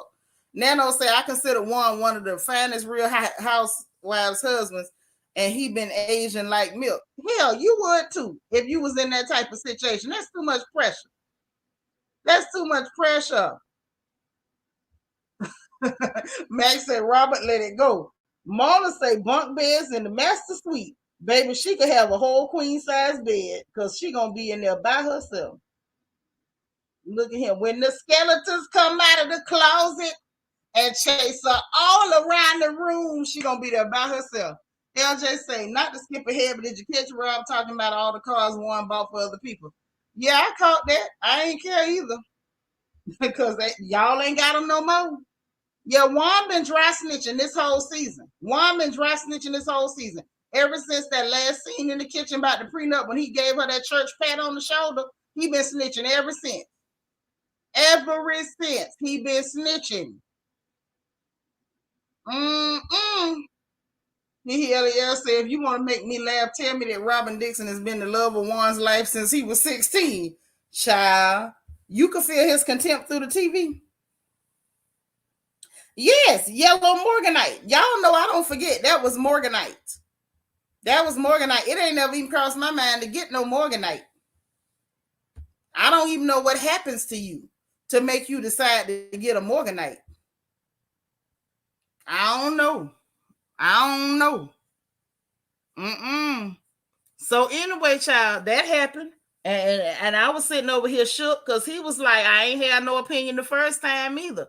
And then he's gonna bring it up. I want to put an infidelity clause. The look on Juan's face was like, girl, I don't even sleep with you. Hey, D. Marie, that was the look that was on his face. I'm sorry. And then it was the wording. He was like, I don't think that'll be a problem. I'm sitting there like, girl, that man is not finna marry you. You're gonna have to prove it in front of witnesses, not just 4 people in a fake ceremony.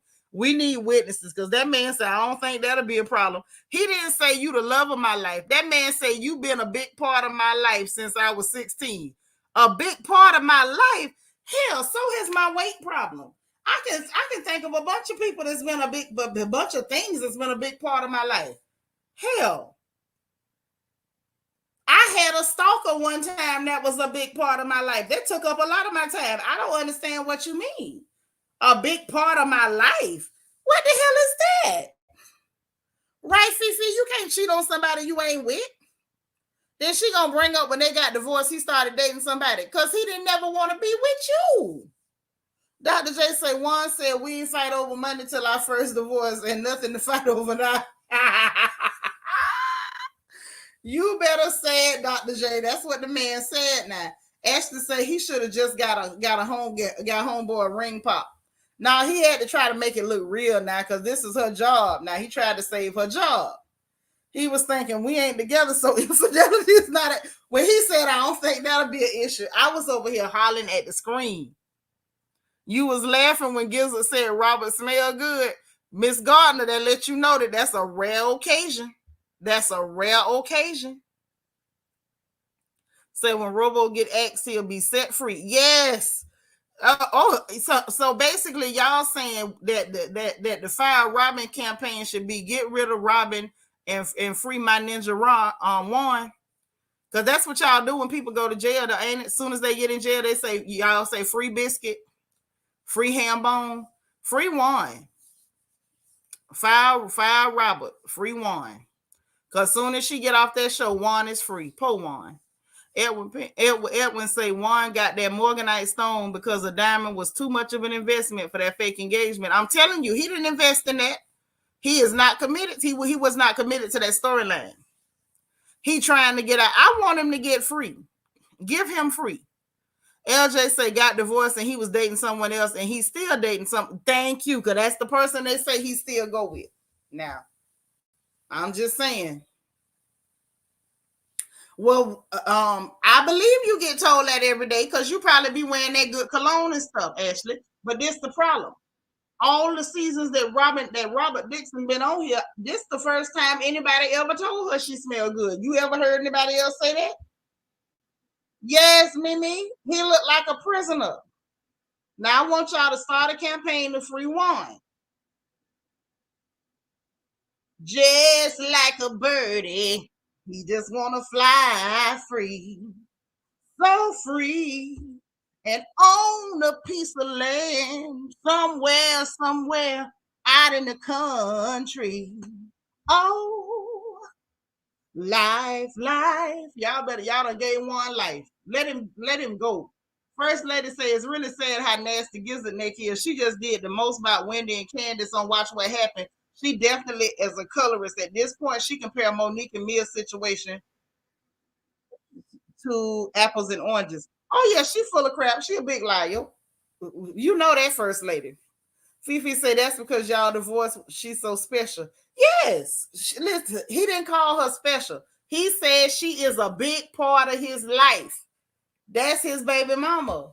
/ homeboy. Said Robyn is the definition of a lifetime side chick. But is she though? I feel like that's his homie.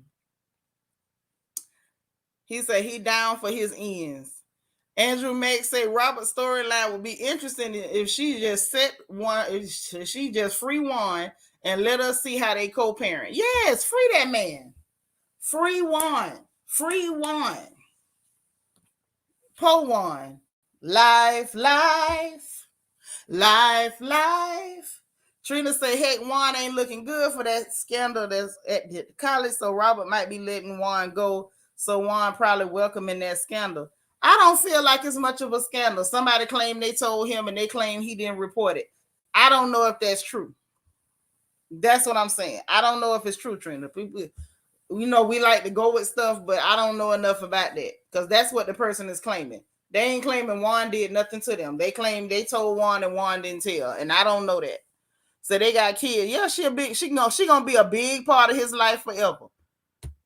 He didn't say he was happy about it.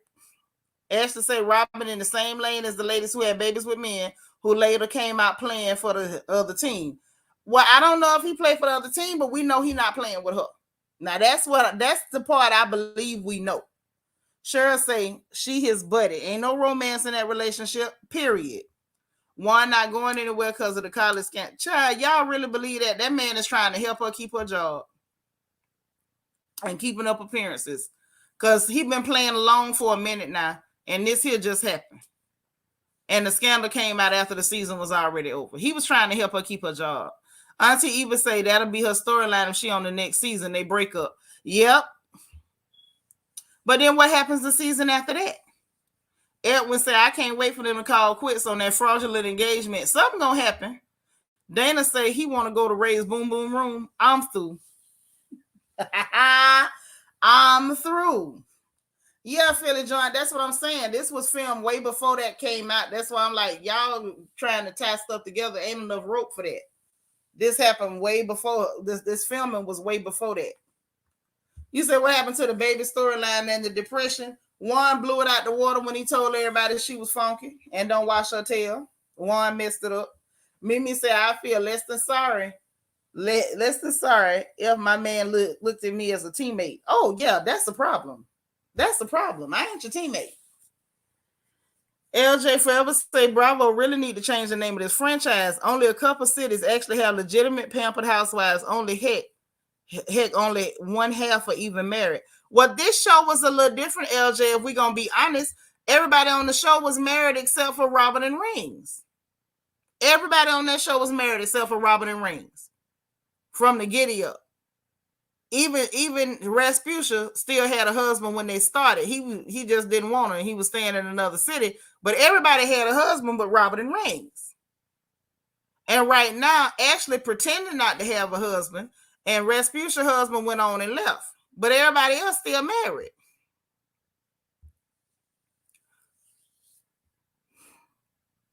Definitely. Say Juan done checked that seasons ago. Yeah, Michael Darby did call it. He did. Hey, Dora. So listen. So they got past that with all that. And, we ain't those people, blah, blah, smackety. We get to Wendy and Eddie before we get to this whole Karen and Mia and all this other stuff, right? So Wendy and Eddie, y'all, to me was real cute. They got their Wendy mama there. Mama Wendy is there. She cooking. Wendy says she done had 2 surgeries in 1 week. Poor thing. I hope, I'm sure by now she feels better because we done seen her going on speaking engagements and everything. But she did look like she was hit pretty bad. Mama in there cooking, and Wendy being a typical little fussy sick person knows she don't want everything pepperish. Anybody who knows, especially Igbo moms, Nigerian moms, they're going to put some pepper in that food because that in their minds, that pepper is going to heal you, okay? So she was trying to pepper up the food. Wendy didn't want the pepper. I thought that was cute. It was kind of funny. Mama up there offering to feed her. She cooking for her. You want some wine? The child said, I just want some water. Mama up there kissing on her, hugging on her. I say, Lord, look at this. This is too cute. It was, Niecy, wasn't it cute? But it was like a typical Igbo mom. Like, this scene really made me miss my mama. Like, I almost turned it off and just told y'all wasn't getting no breakdown tonight. Because that scene kind of messed with me a little bit. Because it really gave, real mom. Like, it was so cute. Because that's, and I'm that way too with my children. When my Evie is here, she'll tell you the minute I think my baby not feeling good, any of them, I put them in my bed. Just get in my bed. Let me feed you in here. Right. She said pork chop. I'm telling you, baby, the pork be letting you know. The pork be letting you know. I'm telling you. Beautiful skin, healthy hair, big old booties.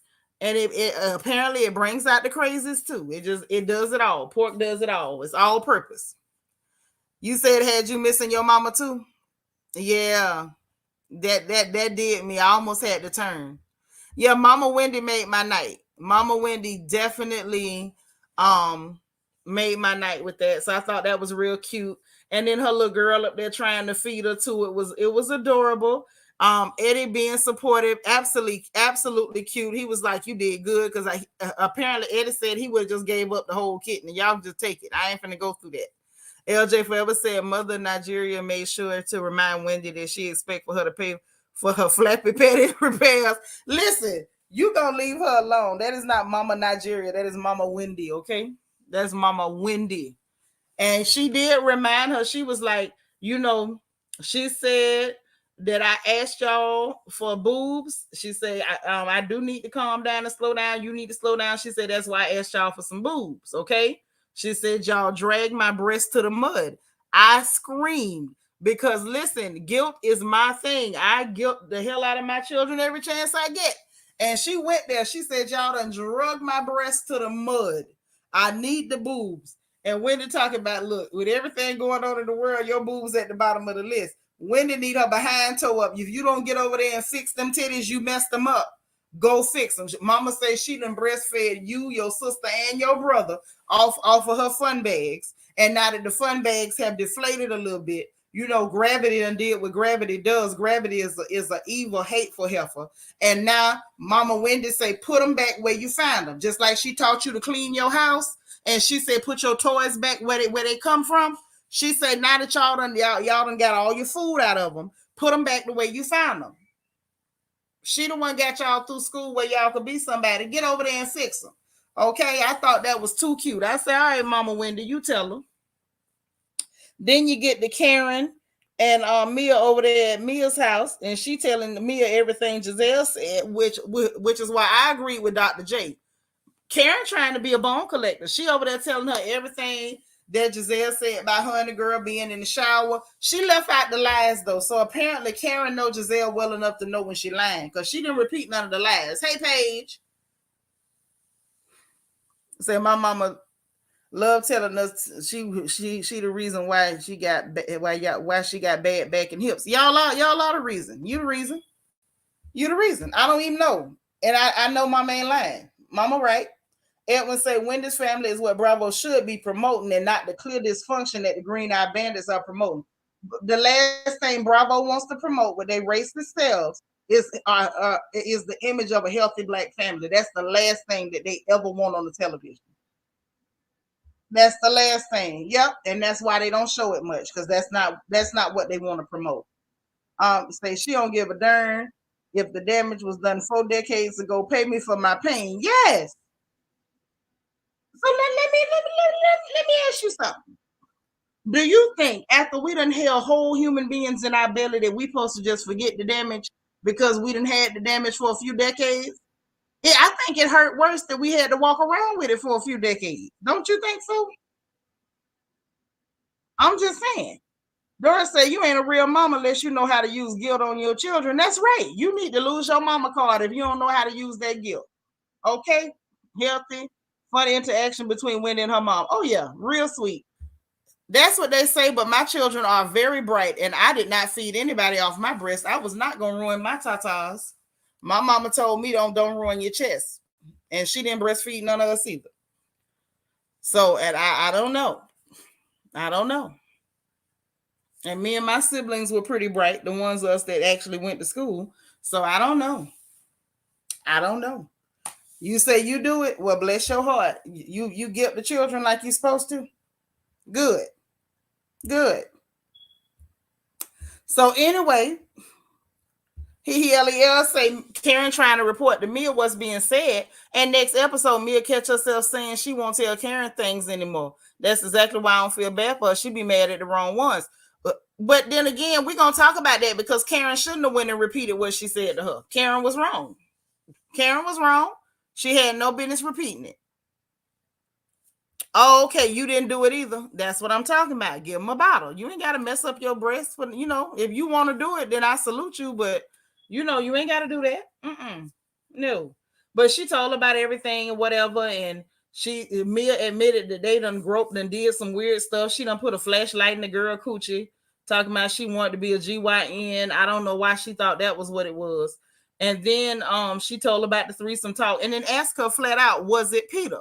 I felt like that was a good question, y'all. Was it Peter? Then come to find out it was Peter's girlfriend and that she was G and Mia girlfriend first and Peter got a second. Okay. And then Karen was like, okay, so that whole blow up at the table make more sense to her because it got personal. She said, she was like, it got funky. That was personal. She wanted to shut Wendy down. She wanted Wendy to be quiet real quick. I remember we had to kind of cover this when Wendy first said, where Peter had been talking about them. And I told y'all then, Mia was scared after she went in there to do dirty work for Team Yellow. When Wendy said what she said, I feel like Mia got scared. Oh hell no. What the hell Peter done told her? So she was desperate for Wendy to shut up. So Wendy wouldn't repeat nothing that Peter said. You get what I'm saying? So by Wendy saying what she said, it was like, oh hell no. Oh my God, oh my God. So at this point, my problem with Karen Hugo would be, what you talking about lies and stuff? So now you hearing it from her own mouth that what Wendy was saying, she wasn't lying on nobody. She was pissed off and she was talking. But like she said, she did hear it. So she repeated what she heard and asked that heifer about it. And I think she had every right to ask her about it. I do. I said that then. And if y'all remember from the time Wendy said that, even Ashley Darby, her and her brilliant forehead, she figured it out. She was like, oh, this make more sense. Fifi said, yeah, you're right. It all makes sense now. Oh, yeah, Mia's a whole creep. See, she threw the drink beforehand, Cheryl. She threw that drink because she couldn't provoke Wendy. And then after she threw the drink and pissed Wendy off, and Wendy went to talking about her inviting people in her bedroom, and she knew she'd been talking to Peter Thomas, that's why she started throwing purses and cell phones and broke her fingernails, beating her own behind. That's what happened. You think Karen know what the bodies are? We just saw Karen getting a couple of the bodies tonight. So it looked like Karen is being filled in with us. Like we all being filled in together. Paige said, I wonder if it was that girlfriend Peter was with for 2 years after the divorce from Cent. Her name was Tony. She sells real estate. Well, if that's her, then maybe she's selling more than real estate. You hope Karen gonna apologize to Wendy for that? She not. You know Karen ain't real enough for that now. So I had a jump scare when I saw Mia with no makeup. We all did. We was all scared together. Remember, I said that weeks ago. Thank you for giving me my credit, Southern Charm. See, I told y'all sometime I can read between the lines. Sometime I can read between the lines. I told y'all. Yeah, she beat her own tail. She ripped her own nails off, beat her own behind. When she was out there talking about she was going to go home, she looked like she had been in a full-blown brawl by herself. A complete brouhaha by herself. Say Myron Milton Monster, whatever Bigfoot name real name, legal name is. Y'all kill me calling this girl all these names. LJ said, yeah, I ain't understand the flashlight. Was she checking for lumps and bumps? That's weird. Listen, I'm like, what you doing with a flashlight at that girl Cooter Pop? I don't even believe that. I believe she lying. Yes, Philly John. I do believe that G and Mia knew. Peter knew. I believe Peter knew about it. Or maybe, let me change that. If he didn't know, maybe that's what caused the split, was he found out that, you got me hanging around these people and both of them been playing in your cat. Maybe that's what it was. Yeah, 19 or 20. She said she had a flashlight and somebody could have popped. I don't believe that. If you were looking in there, maybe somebody lost a condom in there, you was trying to help her or something. I just don't believe that. I don't believe it. I believe me a lying. I believe she lying. But yeah, that was some real dirt. Then we get to this final situation with this shady live stream or whatever. And it was shady as hell, but not for the reason they thought. Okay? Not for the reason they thought. Sharice show up there with a wrinkled shirt dress on. And again, I say I want Sharice out of the Big Girls Club. We do not dress like this in the Big Girls Club. You cannot be in the Big Girls Club walking around wearing wrinkled bed sheets, calling it outfits. That is not it. That is not the move. I'm not okay. Okay. Karen come in, take a picture with the poster with Robyn and Rings, and she talking about this the only way I ever be able to take a picture with them. So I felt like Karen was being shaded in, like, okay, they know I look better than them. They ain't gonna never stand still for no picture standing next to me. That ain't gonna happen. Then she talking about she was surprised to see Juan anywhere he show up, but she glad he there to support. And then her and Ray get in there and sit down. She gonna pull out her cell phone talking about like she gonna be TMZ now because she want to show all them empty seats. Then they gonna tell Ray time where all the people at. And Ray talking about, well, they got time. We ain't starting yet. Karen talking about they got 8 minutes to fill this joint. Just Karen came in there being messy. Yes, she was. She was the queen of shade tonight. She was good and messy. Good and messy. Edwin say Sharice is giving me very much. I went to sleep with this fit and it works for the day's outings. Either that or she just pulled it out the dry and throwed it on. Hey, Black Tornado say, does Sharice need money that bad that she willing to lower herself like this? I don't know why she doing this because guess what? You could get a iron for $9.99. And what it is, you ain't got to get the cornstarch, but you can get magic size and a Niagara starch. And I think it's like what, $3 a can? With inflation, maybe went up to $4. You can afford to iron your clothes. You can afford to iron your clothes, even if it's something that normally go to the cleaners. As a helpful hint, if you scared to put the iron directly on your fabric, put you a towel in between it, or like a sheet or something in between, a pillowcase in between it, so it don't burn your clothes. But there's no excuse for not ironing your clothes and coming out the house. That was just wrong. Ashley said, I wouldn't even go to a strip club, kiss a drunk girl. That's a little too comfortable in your sexuality for me. All up there like the OBGYN. That's just nasty. You say it's couture though? Is it really? Because that ain't what I saw. I saw a wrinkled bed sheet draped around her. That's what I saw, was the draping of a wrinkled bed sheet. Like, ain't no excuse. $9.99 in a can of Niagara starch can put a stop to that. That didn't have to happen. But anyway, Karen up in there shading and clowning the whole time, pulling out cell phones, and then talking about, well, it's plenty of room in here. Everybody got plenty of room. Everybody can be comfortable. I say, oh my God. Then they're gonna ask whether Candiace was coming. Child, Candiace in the confession talking about, nope, I ain't coming because Giselle is not worthy of support of any kind. Child, Robyn up there talking about her nerves is wrecked. And I'm sitting there like, girl, your nerves should have been wrecked the minute you put some money out your pocket for this. For this. You put money out your pocket for this. That's right. Them eggs are almost $5 a cart. The inflation is real. Some of y'all was watching them, the FNN updates, the Florida Negro News updates. I told y'all inflation was going to get nasty. And just as a side note, they saying that we should see the worst of it by June. So I hope you got a plan. Edwin says Sharice is purposely looking a mess because she learning from the best. Yes, she learning from the best. Yes. So then, hold on. This whole scene kept getting worse. Karen up here taking notes on what not to do. The darn host gonna holler out Robyn Bryant. I say, wait a minute. Karen talking about no drunk host. Make sure the host know your name. I don't know if that man was drunk or he just didn't know who the hell they were. Yes, Dr. J, Robyn Bryant. I'm like, who the hell is that? Have mercy.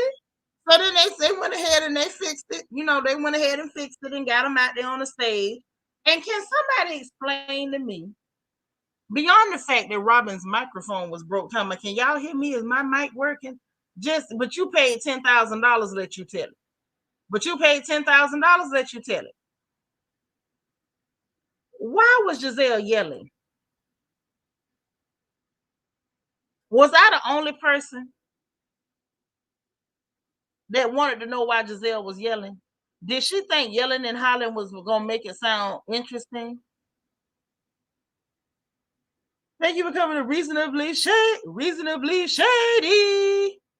I'm Giselle Bryant. I was like, what the hell is she doing? Who told her that sound cool? That was a mess.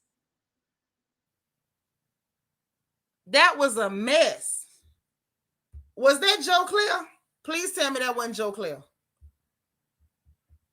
Because if so, no wonder. You say they are so boring. The live show ads say, come hear them discuss their exciting lives. A ripoff. First of all, if they said that, then clearly they was being sarcastic, and anybody who buys that ticket deserves to be bored to tears. She thought she was doing something, screaming like, I'm like, why is she screaming? Lord, it wasn't even that it wasn't even giving me the probate. It wasn't giving me nothing. Robert's microphone melted in them hot box jeans. I'm through. Not the jeans shorted out the mic. Not that. Esther said Giselle was yelling because she is the head techie in charge. Oh yes. Oh yes. How she did it? Reasonably shady. I was like, oh hell no. How about I say, yeah, that was Joe Claire. He always drunk. It was daylight. That's why I said no wonder. Once y'all said it was Joe Claire, I didn't even peep that was Joe Claire.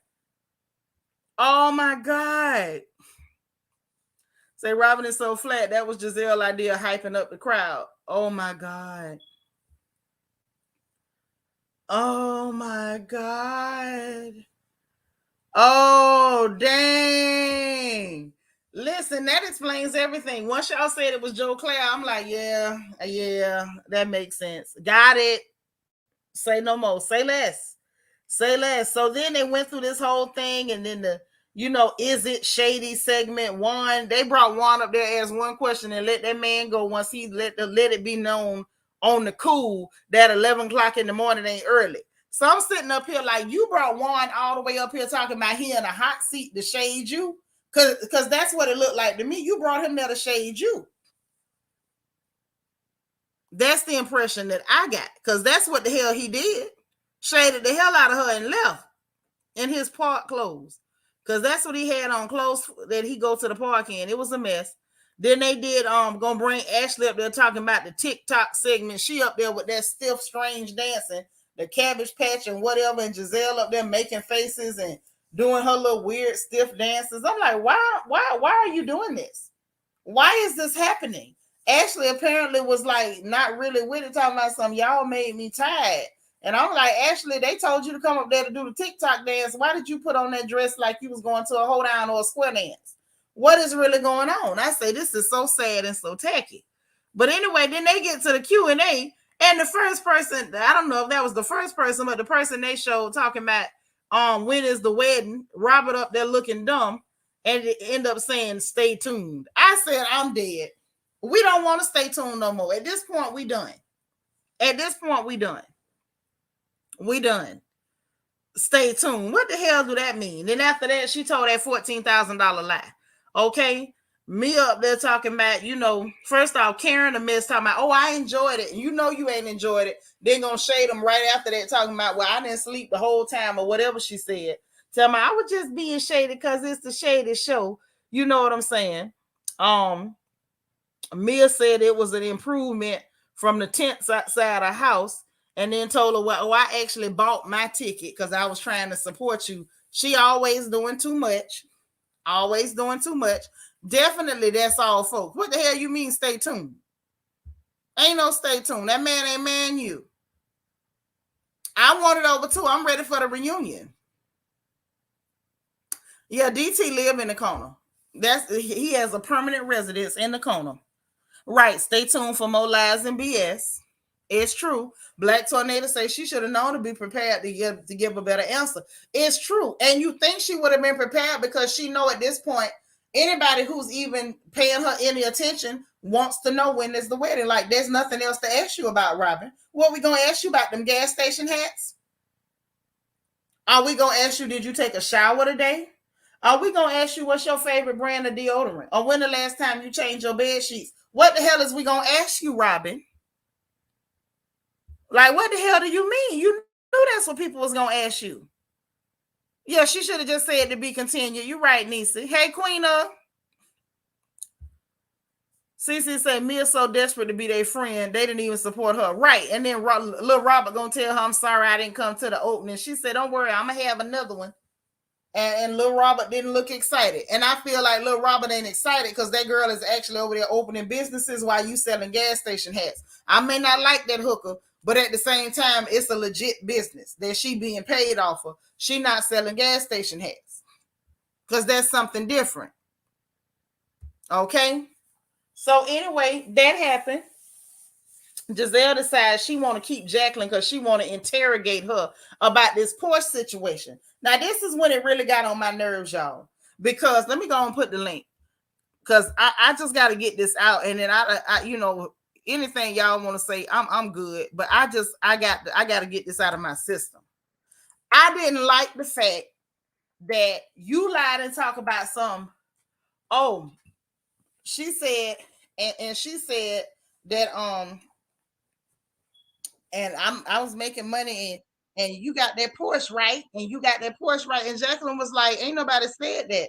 And Sharice was like, yeah, that's what was said. That's what was said. And she was like, can I phone a friend? Because Jacqueline really has been pretty clear on, you know, saying when something was said, it wasn't. She even told Mia when she was trying to say something was said, it wasn't. So clearly she was going to tell Giselle like that wasn't said. And Giselle talking about something, this is the friend. We did phone a friend. This is the friend. That's what you're lying. And you brought somebody to help you lie. My problem with Rasputia, and like I said, I'm not going to drag Sputia, but my problem with Rasputia / Sharice is that why are you willing to come in and co-sign lies? Why are you willing to co-sign lies? Do they only bring you around like, look, we're going to lie this thing, just whatever we say, just agree to it? Because how the hell? That girl ain't said that. And the girl telling you that's not what was said. So you need to stop. And what else bothered me with the interrogation, she went to asking about, you know, did you ever say pick me about Gordon? And she was like, ask Mia. And I don't know why she said that instead of just saying no. And of course, you know, Rasputia was there to gang up on her when Ashley and them was there and when Mia walked over. Like, if somebody asked me about Robyn's husband, I would have just said, no, hell no, I ain't slept with him. But you can't tell her what to say because y'all ain't had no business interrogating her. And I didn't understand, like, why are you trying to connect the dots and make her be done went with G and all that? Like, that was just weird. And then once they said, no, that ain't happened, that's her husband, that's crossing the line. And then it's like, oh, you know, and she said, that's not even for me. And she goes, oh, but what if you was attracted to him? Would it be okay then? Like, they're trying to force it. And for the up and coming, the whole flashlight talk, Giselle shouldn't have known about that. Karen went behind her friend and told her friend's business. That's not cute. Not if you're calling her your friend. Karen, they was at Karen's show. Little Robert talking about she confused, and I feel like you got a lot of nerve because your show was confused and y'all ain't do nothing. Mia decides she gonna confront Karen during the Q&A for snitching and telling her business, and then it looked like Riff Raff gonna be on the next episode trying to get screen time. And talking about that Chris was trying to flirt, and then talking about Eddie was trying to bring Eddie's name into it, and then tried to get a moment with Candiace. Like, it's just really disgusting. But Kyle, what you think about all this mess? First, hello everyone. Okay. I guess to me, I feel like Giselle is doing what she does over time. And because it's just so strange that you're only at your own event and you take out the time to sit down and like try to like perpetuate this situation. And it is always strange watching people try to clear up what Giselle's asking, and Giselle just continues to ask. Yeah, like it's like once the girl answered her, she was gonna make it be what she wanted it to be anyway. So yeah, that it just, I think, because I think, okay, tell me what you think about this. I always find it strange when people say like, oh, I don't know why people are saying they want so and so off. If we didn't have them, there wouldn't be a show. And my thing is kind of like, no, they just eat up so much space. And Right. I just feel like I see Gizelle and Robyn eating up so much space. Um, and even when it's supposed to be us seeing them being, women doing what they want to do, like, forging their own path. You're talking about you trying to purposely misunderstand this poor situation. Now, still, the sentence Mia said was weird, but it's always just strange watching Giselle try to twist it into something more. When Mia, to me, hands you stuff to talk about anyway, you don't need to go to the extra step trying to twist it into something else. But that's what Giselle does, because I know. like Mia said in her confessional, she always trying to get in somebody else's business because she ain't got no business. Like, I don't like Mia, but when she right, she right. Right is right. Giselle is just like, let me make up something salacious. Let me make up something really slimy and cheap and tawdry, and this will be exciting. And it's not exciting. It's just nasty. Well, I mean, Mia also has made her brand on the show cheap and tawdry. I understand that, but I feel like if she gave you cheap and tawdry, why are you trying to then roll it around in swamp water and dip it in the Okay. mud? Like, it's dirty enough. Yes. Don't y'all think so? Like, I mean, am Yes. I am, Yes. am I geezering again? No, no, you're geezering. I just want to know to make sure we all knew, like, she gives that. But as we said before, like, it is just Giselle trying to work too hard for something that, for this occasion, should just be easy. Like, it is already No, strange. it's like Everyone thinks it's strange already. it's like when somebody passes you the basketball right there for the layup. Like, you didn't have to work for it. It wasn't a rebound. It was like they handed it off to you. Just tip it in. Just tip it in. Like, that's it. She's steady trying to get more out of it. So, but now tell me this though. Am I tripping with all the lies this episode? They have lied so much. They lied about the event, lied about the money, lied about what the girl said. Just lie, lie, lie. I'm tired. What was this not the lie episode? Well, I haven't seen it, but I did see like the previews and stuff. Mm-hmm. And I just think that now they're just conditioned to be like that. To just lie. Yeah, honestly, it's gotten so out of hand, and really, that's why I'm really hoping that we get like a decent reunion, because there's no way around all of this. Black Tornado got a point, and I saw that. I just wasn't gonna say nothing, but I'm glad you did. It did look like she tried to make herself look a little darker with the makeup, definitely to deflect the colorist talk. And we saw Evelyn Hosada do the same thing after she got caught Ashley as calling well. the N word, huh? And Ashley as well. Oh yeah, Ashley's done the little fake tan. Yep, Hmm. trying to deflect from the bull crap they do. Yeah, I want to pay attention to the way she was speaking to the nanny, you um, got to. because I could. Essence, you've never noticed? Okay, okay. Mhm. Let's chat about that. Because I feel like I've always noticed that, to me, she does the neck, her head stops bobbing, the neck starts rolling, and the sister girl and all that kind of stuff comes out when she is trying to go off on a Candiace or a Wendy, or she's trying to, like, really get it going. But if you just listen to Mhm. her naturally, she doesn't sound like that at all. And That's my like thing is, if that's not how you talk, that's cool. But my thing is just be authentic 100% of the time. Why are we being Mhm. fake?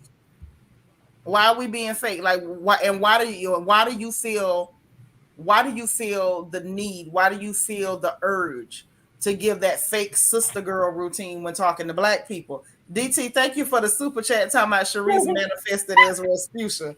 I'm through. Sputia is messy. Thank you for the super chat. Say this may be my last season with Potomac. They've done nothing for 2 years on this show. I agree. Give Jacqueline the flute. Put Jacqueline on the show. Put her on the I show. don't want her on the show. You I want her on the show? I'd watch it. I don't like her. I think that might be one of the things that'll help me not watch it. She did an I'm for interview real. on YouTube. Huh? She did a YouTube interview, Jacqueline.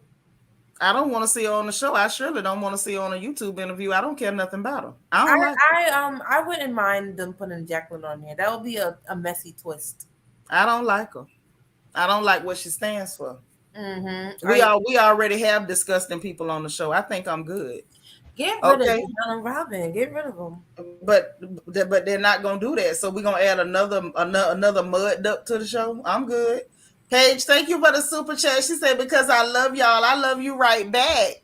Thanks, sis. I appreciate that. Black Tornado said, I already don't watch. I just enjoy the reviews. I feel you. I At this feel point. you.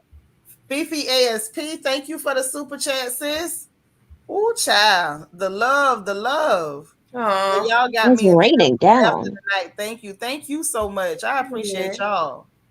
But yeah, I can't do it. Like if I already gotta sit through Lil Robert line and not bathe, then I gotta sit through Giselle with her Dollar General decorations and line and Mm-hmm. bad clothes. Then I got Mia up here giving us jump scares. Now we gotta add this line trifling here for two. I can't take no more trifling. I can't. Now, if they want to bring that trifling, sorry, no account, no good hooker on, they got to get rid of at least two other ones. Yes, and I honestly, I'm here for it because I don't know. I feel like with Robyn and Giselle is they don't have anything. Like This girl ain't got nothing. What the hell she got? I'm following me around no, borrowing no, her no. She clothes don't and have anything deodorant. either. I'm just saying. I would not mind. I would not mind Jacqueline getting on the show. Honestly, I personally would watch it just You would because. want to see. Okay, I'm a roll with it. What we gonna see her do? What we gonna see her do? Well, for one, seeing the dynamics of her friendship change, like hearing the backstory of it, and maybe diving a little bit into that would be very entertaining. Also, Giselle and Jacqueline, I'm 100% sure that they have some beef. So I would just like to see. It seems like Jacqueline is a little bit like off screen is a little bit like how Escala was, where she wasn't like all the way like, "Ooh, cool girls, yes, whatever, whatever." Jacqueline really don't like Giselle at I all. mean, yeah, that's disliking Giselle ain't enough to make me like her. She I she don't like gives her, but she gives like she literally gives me nothing. Her whole job this season has been to be Mia's representative. You Mhm. got we already got non-housewives, so now we gonna bring them on with no husband, never Yeah, had a husband. You somebody baby mama talking about you co-parenting, and your only job has been to run around borrowing clothes, deodorant, toothpaste, and God knows what else for Mia while showering with her.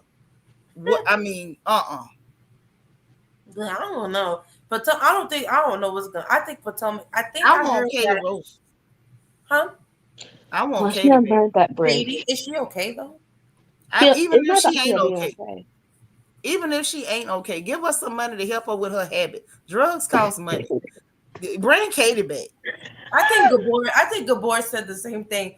Uh, Yeah. it's funny watching somebody pretend like they don't have a problem.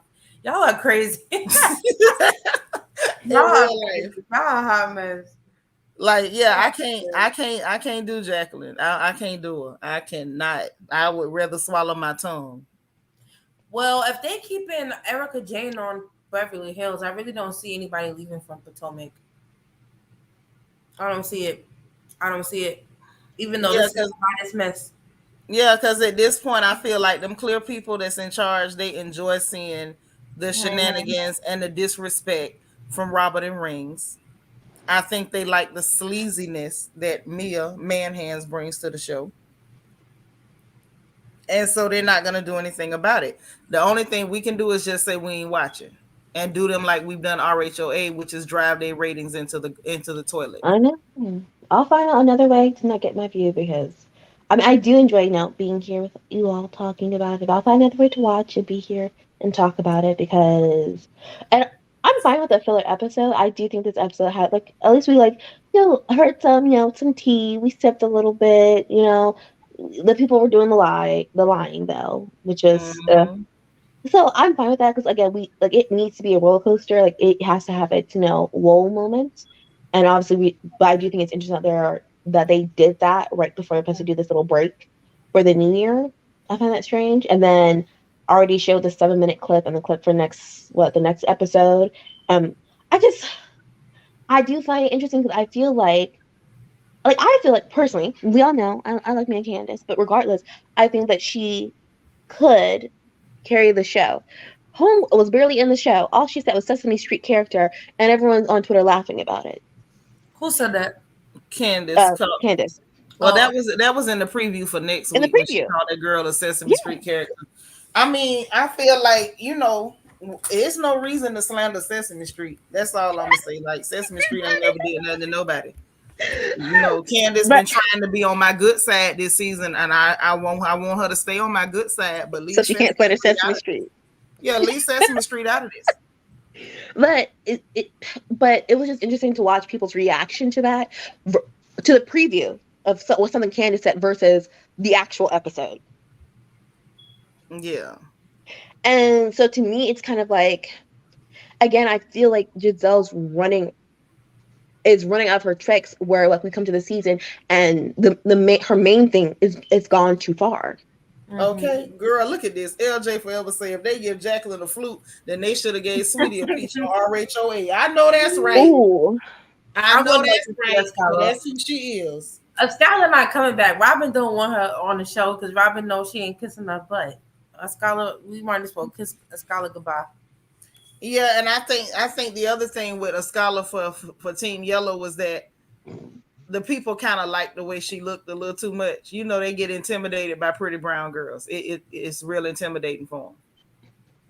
And people really took to her. If she'd have came there, like you say, kissing butt, and people not, you know, really didn't take to her, it would have been okay. But I think that they don't like the fact that other people are more fan friendly. Like, people kind of like them a little bit better. I think that bothers them. And Snow White, hey Snow White, where you been? Talking about Jacqueline trying to see if her and Mia's story will get her a spot on the show for next season, testing the waters, making up a story. Probably so. I'm telling you, she's a disgusting character. I don't, if I never see that nondescript, generic looking heifer again in my life, I'm good. I have no strong opinions about her. I'm indifferent. My only strong opinion, and you know what, and maybe I'm just triggered because I've seen people like her before. I personally do not like people who help people and then talk about it. Okay. I don't like that. I find it disgusting. I feel like if you that kind of person, I would rather watch you eat horse crap in the middle of a field than to see anything good happen for you for the rest of your life. You are a disgusting person if you can do that. I don't like it. I don't like her family either. I don't like it. Especially considering that she came in here bootlicking and kissing that girl behind, and then now you only talking about her because she peeped your game, and then she kind of cut you off and then started spraying you. Now all of a sudden you want to spill tea. Girl, if she was that bad of a person, what the hell was you doing hanging around her in the first place? Other than the fact that you felt entitled to something from her because you helped her and you're a user. You're a leech. I don't like people like that. You know, I have a problem when people have character issues. I don't like you. I love it. I don't like them kind of people.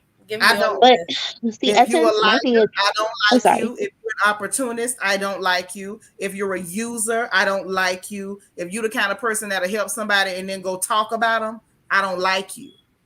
I feel you, Seanitra. No, for real, I do. I really do. I feel you. That's a. I don't like that one of them. I don't. Hey, Sean. And I know this DT with this picture. DT. It's crazy so.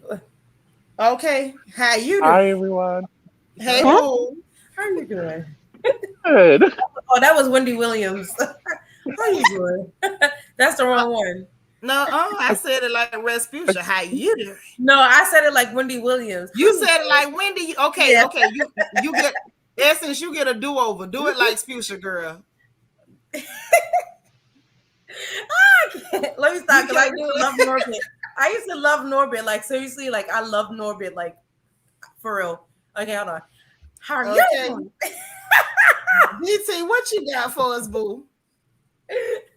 I just thought to bless everybody with this beautiful picture today after watching that horrific episode with the Scissor Sisters trying to host an event that looked like it was hosted in a barnyard that was surrounded by horses and horse. You ain't like the chandelier, DT? You didn't like the chandelier? That chandelier I could find at some random old lady's house, take it, and then put it in my on my kitchen ceiling and say it's mine. That I mean, but chandelier was she was Does that trying. She the was does that trying to count be as a fancy chandelier? now. we can give the chandelier we can say that the chandelier was the nicest part of the entire house. It wasn't given Sia. I didn't see no chandelier. I saw, I saw some metal and some light bulbs. I'm really mad at Oh, her about them little globes she had in the dish on the table. because they did not even match that tray she No, got they from the Dollar didn't. General I'm at so all. upset. And then the little Okay, heart. Oh my lord. Essence, I'm with you. Okay, I do enjoy a good checkered board. I think it's very classic. But then she got it in this little itty piece of it. The foyer is not as grand as it should be for that kind of flooring and that high of the ceiling. It just That's a good no. point, But guys. now, That's what okay, it now is. y'all gonna make me Oh, defend the what Lord you of the gonna say? Rings. I gotta defend her because Okay. Dollar General didn't have no large pieces. They only had the small ones. Now, what did y'all want her to do? Like glue four of them together and try to pretend like Yes. it was a bigger piece or something? Come on Yes. now. Shouldn't have bought Yes. it. You shouldn't have bought it. Now I got friends that bought that same stuff. I'm Now sure their house is cohesive. they got little apartments, It and should have been cohesive though. Now, I know we all seen that little heart statue in some furniture store that we refused to buy. right. She is dead wrong for that. What heart statue? I don't miss that one. I saw the piece of the truck. I know what she's talking about with that ugly heart statue. We've all seen it. Like if Okay, you I go just it's in not in my like a brain. hood, if you go in the hood furniture store, there's always that little heart shaped little vase looking statue ceramic thing. Like Oh my god. that everybody Mm. knows not to buy. Giselle is like the styling version of colorblind. Is that just tacky? Yeah. Okay. Well, dang, Giselle. She never gonna get a man. I'm Well, telling you. as I What you say, mentioned, DT? Giselle's house is Giselle's house is, Shrek's house coming into life. If you think about it, and you think Yeah. about the fact that it looks like a tree from a fallen tree that's surrounded by a swamp, and then the Yeah. decor just gives us real, rustic Game of Thrones, poor man's bar in the corner that nobody goes to. It's very It's it's can we say very it's quaint? she's Can we trying to call it mesh quaint? different styles together, but No, it that is doesn't not work. quaint. We can't call it See, quaint. no. I have to get you with this one. That's not quaint. Okay, That quaint is Can a we sense of call it comfortability, of can we call warmth. it rustic? Can we call it No, rustic? Giselle's house. Rustic? Yeah. No, I would say I would describe Giselle's house as far as like the structure, like the beams and stuff, as like cottagey, but the decor, Cottagey. yeah, like it's giving cottage vibe. I'm trying to find a way to make y'all. this work because No, see, y'all are being far too nice. It's not a cottage. It's not quaint. It's not rustic. Okay, those are actual styles that I people can pay good know. money to get. Well, the house itself is nice. Okay, I so like the infrastructure. I can like it. we I don't like the look of two barns put together. Those Yeah, are like thank two you. different Oh my barns that god! don't Oh even go lord! together, and somebody got a rope and a pulley and slid them together. But it's okay. I like that she painted Her house the looks. wall. Listen, this comment I had to leave it You up. know, Mona Me say DT had to emphasize the titty loaf in that picture. You just had to do it. You had to. Mimi say her house reminds me of Alice in Wonderland. Yes, God. It looks like you better not eat or drink nothing in there. You gonna mess around and shrink. Don't you eat nothing in there. Oh baby Giselle, sweetie. yeah, but at least Alice in Wonderland, both the The Red bowl Palace and the though, White Palace actually look pretty nice. You she know, didn't have no it, business it looks buying. like a it looks No, like a that's what bowl of she could have overcooked bought it. porridge. She had Mm, no business attaching a two-story, whatever that is, to the side of it. If she wanted a ranch on one level, especially because I get it, like that's a smart investment, especially if that's going to be your forever home. Now, as you get older, not having to go up and downstairs and all that kind of stuff, then she should have never bothered building a second floor. Just build it out one level, do it in brick. Don't do the brick in the siding, and you paint the brick, and you leave this weird carport situation open or closed. I cannot remember. Maybe it was there. okay, maybe that's what she was going for. Okay, follow me on this now. Follow me. Okay. If she got two different houses that she slid together, Mm-hmm. maybe she wanted to build yet a third structure that looked like it don't have nothing to do with it. So maybe she's trying to make three structures look like she owns a complex or something. Or maybe it's supposed to, you know what I'm saying? Like Okay, maybe I can get with this. A sense of grandeur because they're different structures. Yeah. Okay. We're here. Three different structures. Like maybe she gonna decorate all three of them differently. Like one is gonna be the Shrek house, one gonna be Alice in Wonderland, the other one is gonna be like Vertigo. Mm-mm-mm. And she's gonna have a piece of checker in each one. See, if she did that, that would have actually worked. Because then each like house would be an experience in itself. Lord, look at my child, DT. Look at your niece. Talking about it's giving Ripley's Believe It or Not museum. That's actually what I thought it was. And I need for them to I need somebody to really roast her nice and good. Just roast her nice and good. We have roasted that woman until I'm surprised she got skin left on her face. Yeah, I need her to hear it. You know what? You need to get on the She ain't gonna stand still for us to roast her in person. I need you to do this on the Twitter. Oh Lord. Dr. J say the house is downhill. It's a creek behind it. No lawn. Have mercy. Mm-hmm. Oh my God. Well, that's why it looks like Shrek's house, because of that lawn, that creek. Because Shrek has a creek that he uses to bathe in. Mm-hmm. Oh, that's Robyn's favorite bathing area. Oh, stop it! I say. Cece say Giselle got arrested development. She's still in teenage mode. Hence the decor. I have to agree. And Karen is that my dear? Is that my dearest sunflower? Hey friend. Hey everyone. How are you? A little under the weather, but getting ready for Christmas. Hey everyone. I have a question. Like, okay. did you ever notice, right? Mm-hmm. And Seanitra, this is actually your fault now. I don't see Giselle as a black woman the way that I did before, because when you said that she was Creole and you kind of broke it down in one of your videos, then everything about Giselle made sense, right?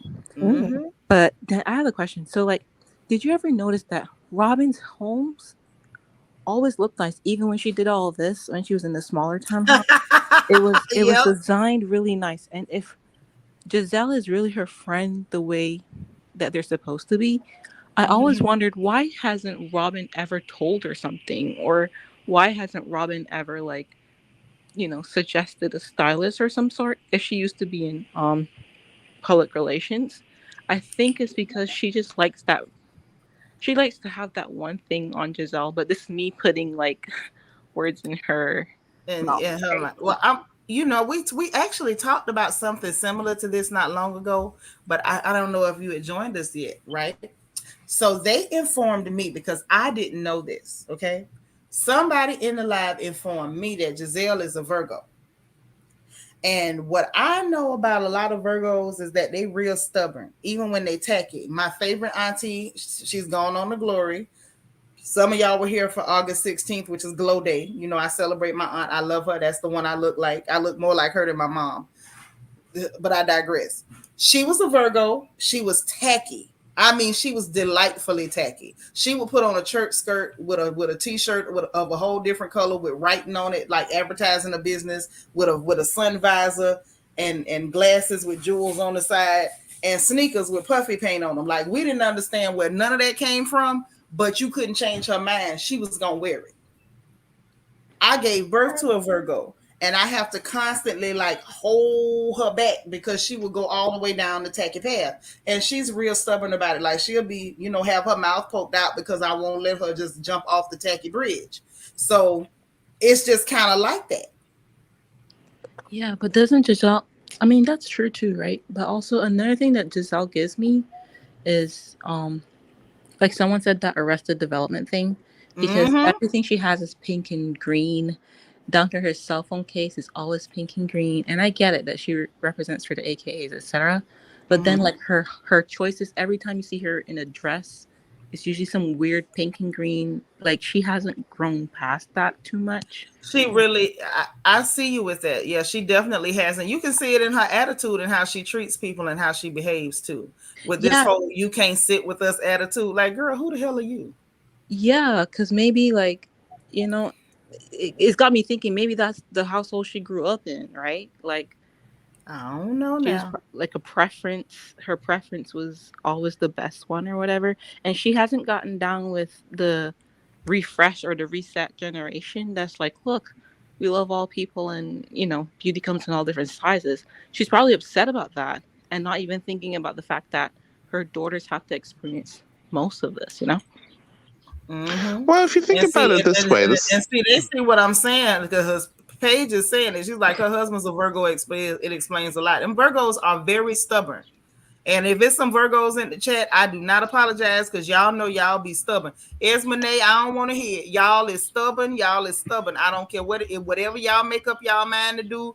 This is what you gonna do. Can't nobody change y'all mind. You not finna fool me. Y'all are stubborn, and can't nobody change you. And I think that's what's going on with Giselle. Like, even if Robyn try to help her, even if Robyn hires somebody for her, she got the boy that, what's his name that she says is her stylist. I don't even know if I blame Cal. Guess his name Cal. Is that her? I know that's not her style. Cal or Kyle, something like that. Whatever his name is. I don't even blame him because I feel like he might try to tell her certain stuff and Giselle be like, no, I think this look good. I'm going with it.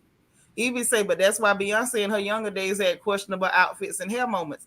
Yeah, because until they figure it out on their own, you're not gonna tell them nothing. They're not finna listen to you.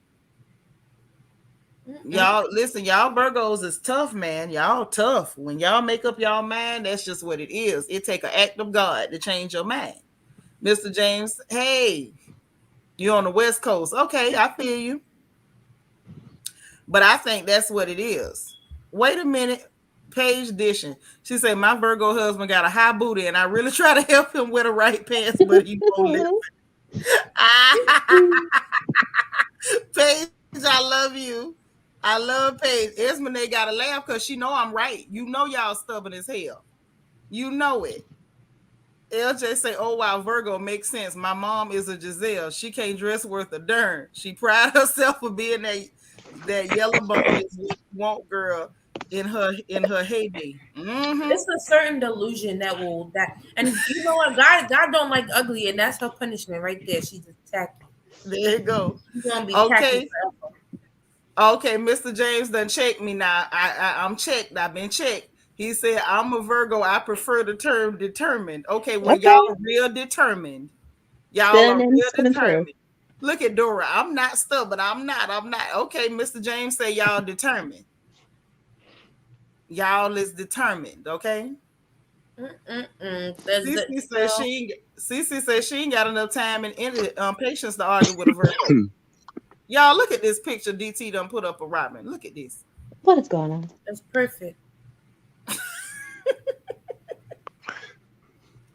What happened after Giselle? I was trying Ashley.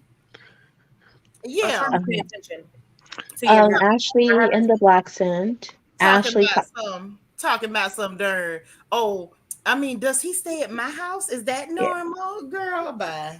You and that man ain't getting no divorce. And she was talking.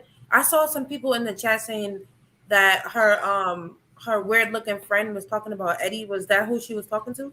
At the sneak peek for next week, she up there trying to demonstrate that Chris had leaned on the bar, was trying to flirt with her. Then talking about, here come Happy Eddie. They was like, Happy Eddie. First of all, you not finna convince me now day of the week that Eddie or Cepho looked at you at all, unless he was trying to figure out if the doctor said it's a boy or it's a girl. Like, there's no reason for that man to have looked at you. I don't even believe Christopher looked at you. I don't believe that.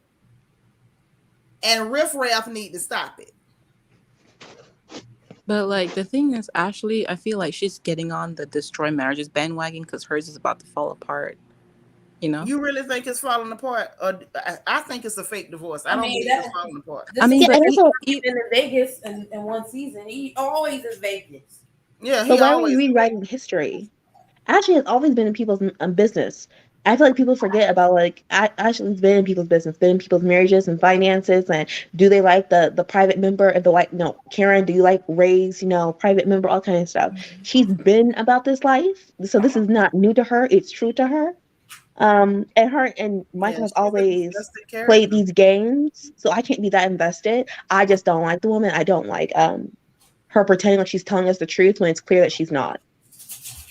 Yeah, I can see that. Like, I don't get all the way invested into Ashley further than a character on the show, I guess.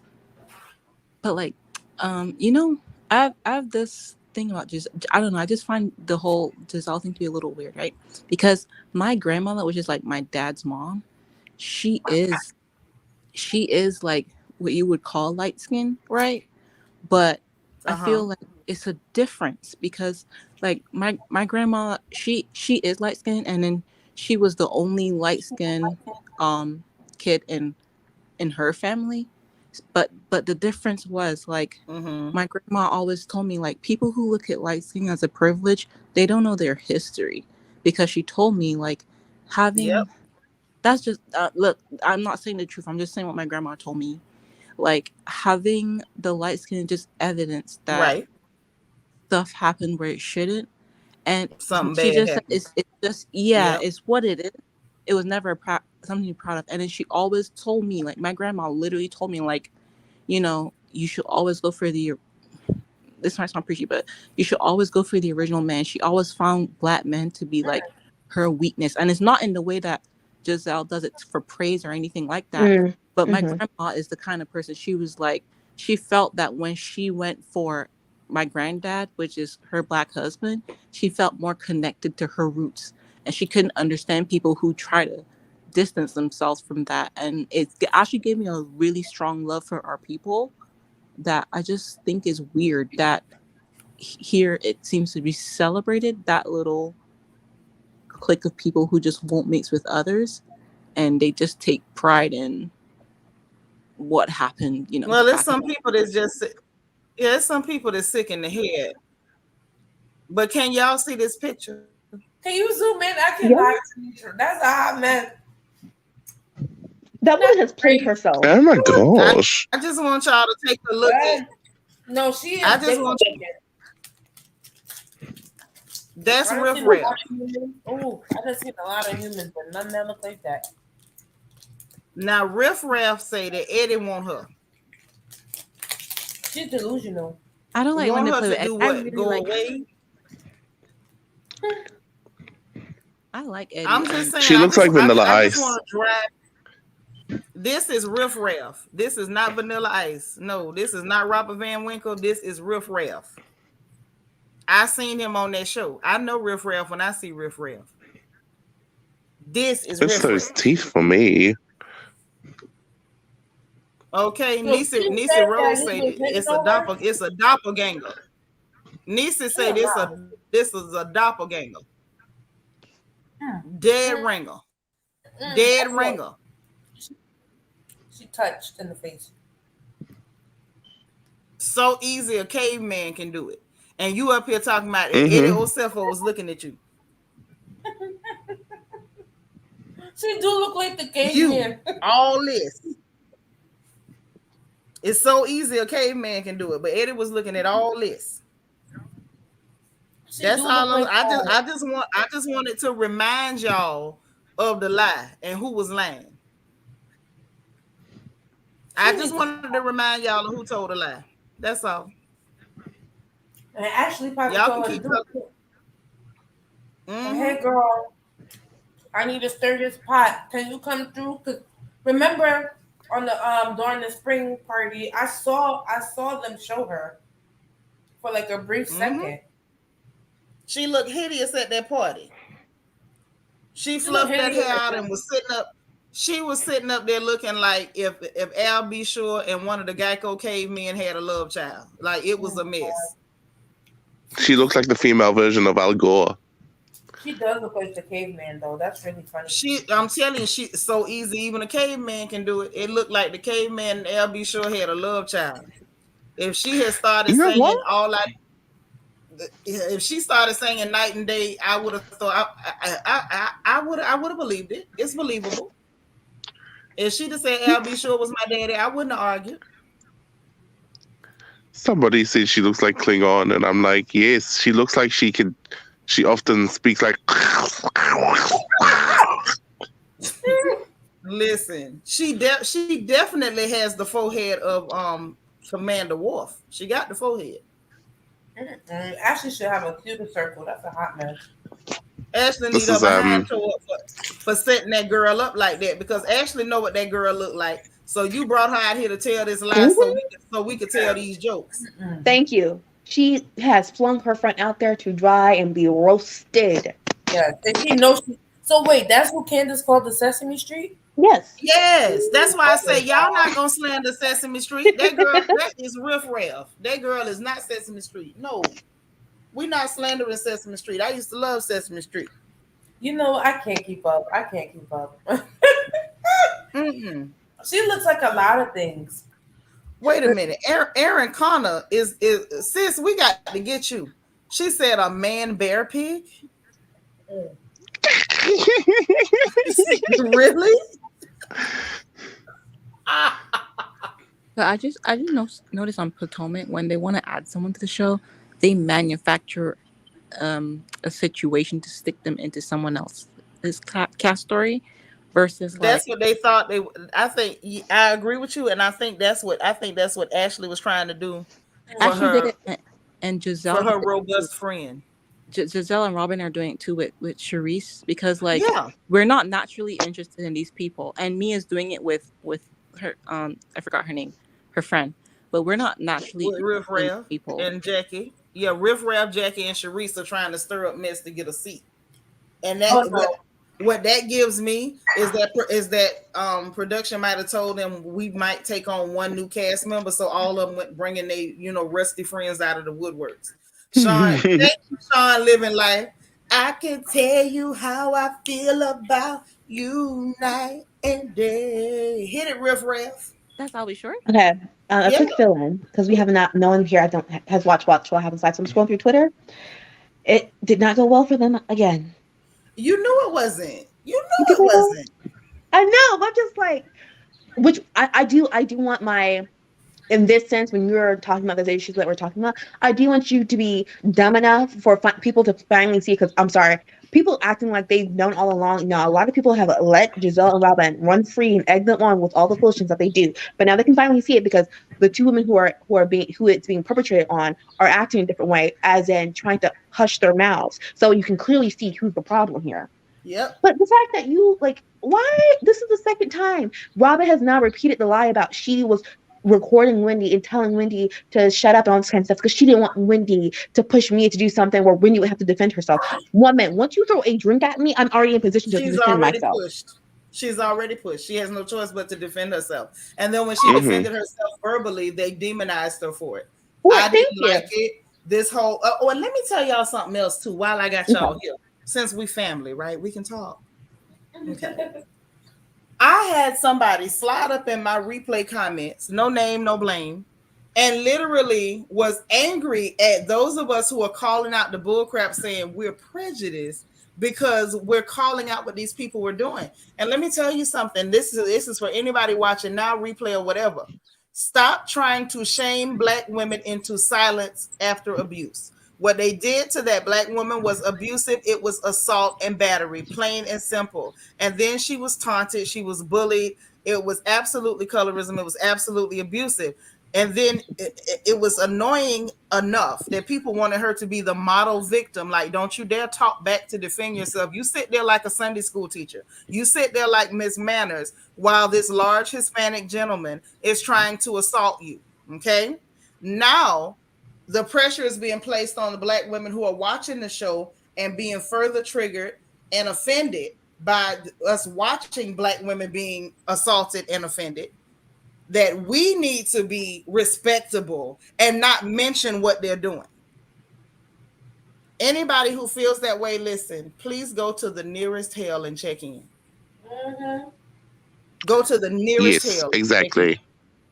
Because I feel like You can't ask me for me to be silent when what I'm watching is what I'm watching, and I'm clearly seeing someone lie. We watched someone who was against violence, and you have a right to be against violence. If you don't like that, you don't like that. I don't like that. And then for you to turn around because you started something with someone and they clap back at you, all of a sudden now it's scorched earth. And then when someone assaults them for a petty argument that had nothing to do with them and that they were looking for a moment, you pull out your phone with the flash and start recording her and telling her to shut up or fight. And then when she turns to you and say, "What would you do if I threw a drink on you?" You start yelling at her. And Yep. now, because the people have ripped you apart, you want to go on today.com and now watch what happens live and want to peddle this lie about you were trying to get her to calm down. That way she wouldn't push me to do something, or like her caring about all of her jobs and respect and da da. No, that's not how this works. Yeah. My gut tells me is that it's probably a new production company and they were always like this. We're only seeing it now because they were different. Oh, girl, I've been seeing it. I've been seeing Oh yeah, we've been No, seeing we saw it, right? But we saw it, but I felt like it was always tidied up before. And now whatever company this is they have, they're just not tidying up anyone. And that's now I will give you that, Sunshine. Mm-hmm, I mm-hmm. think you're right. They're not cleaning up for them the way that they used to. So I don't know whether I think it's just really just I don't know if they're new. I don't know what's going on, but I can tell you ever since the reunion with Monique and that binder that they've been taking no prisoners ever since that reunion. Because if y'all remember, Andy Cohen was lying during that reunion, and every time he lied, they rolled that beautiful bean footage. And literally ever since then, they have been like real rough. And this season has been an all-time high when it came to bean footage. Like they have been taking heads off. And I got that when the scene when Candiace went straight for Eric, because time around, like Yeah. I just noticed that I feel like it's always been like the way she is this season. It's just that they film her at the moments when she's not, and then for her to go straight to Eric, she didn't even discuss Giselle, which is the same thing that I think of. I always look for the manipulator in the situation. Yep. She went straight for Eric. So I feel like something happened right there between the cast and the production that's causing us to see these things the way we're seeing it now, which I appreciate, by the way. Yeah, I appreciate it too. And what I got from that when she went and got Eric was, I know how y'all plot. I know y'all sit up and have meetings and plot on who y'all gonna attack, who you gonna lie on. I've been a part of those meetings, and let me call you and let you know that I'm not going for it. And that's when she told him my husband ain't available. And there is a creep. If you'd like to target somebody, target him. Yeah. I wasn't mad at that. I really wasn't. But that's what I got from it. And my mind immediately went back to the confession that about what happened after Andy Cohen's baby shower. That they had a meeting to decide what lie to tell on Monique. I'm never going to forget that. I mean, let me tell you, Monique was my favorite person, but that last season, Candiace didn't deserve that. So, I don't know. It doesn't mean that she deserved to get lied on her, by her baby or whatever, right? But like, I just wish that Monique had hit the target instead of hitting Candiace.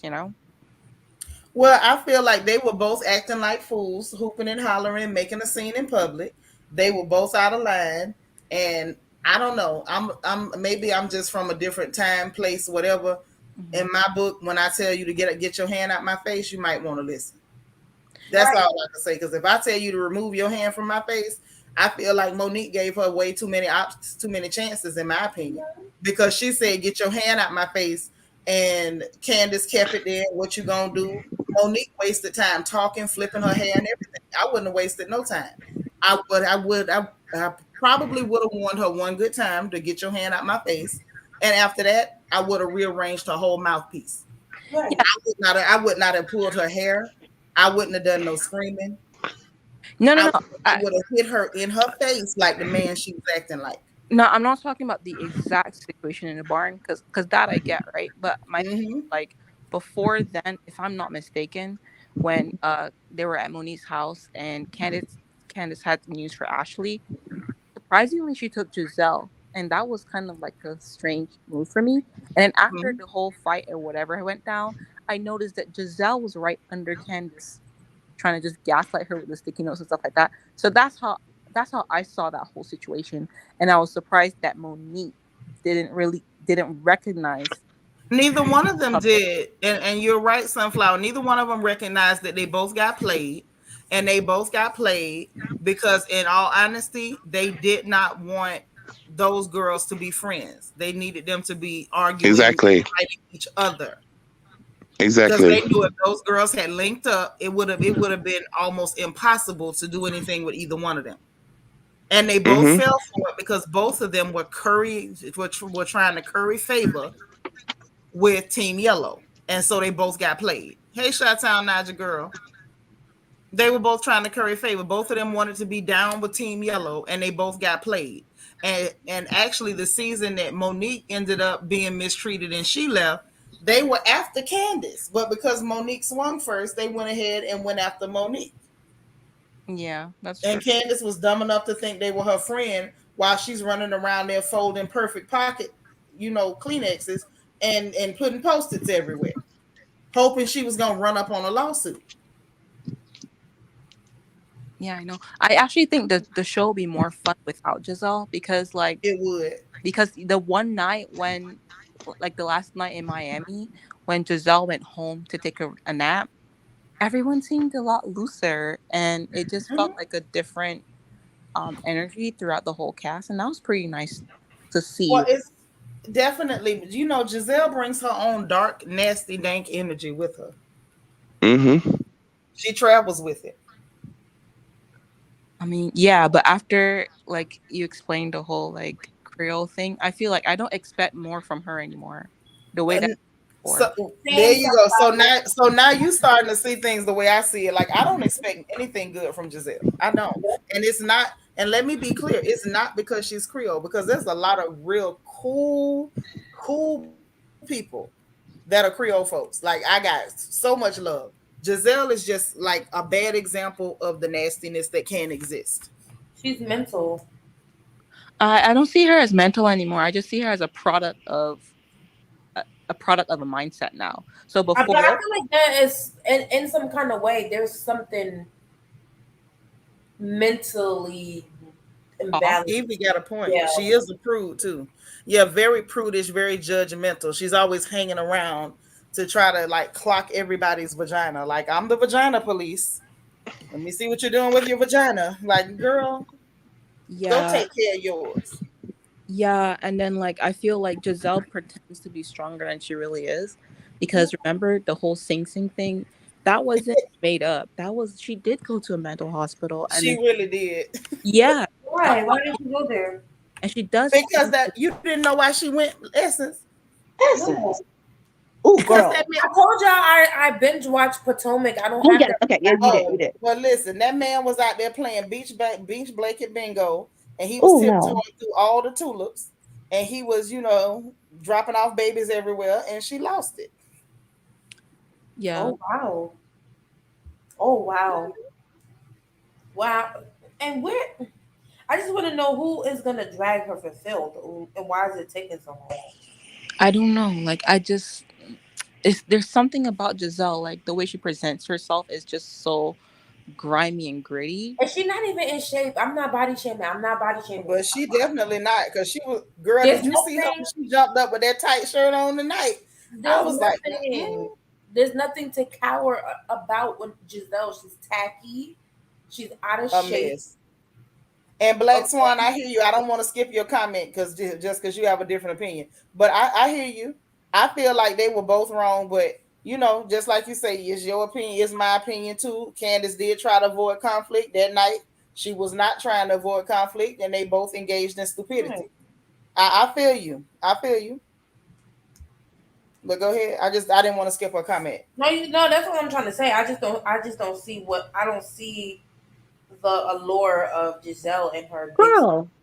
The allure is what she looks like, and I think that some of the people who are like, oh, I think some of the people who are on the social media and talking about, I need Candiace and Winnie to come to the reunion and read for filth and da are the same people who, when Candiace was reading Giselle for filth, was always, oh, she needs to shut up, someone needs to pop in her mouth. Then also were a part of the people who were like demanding her to always apologize to people.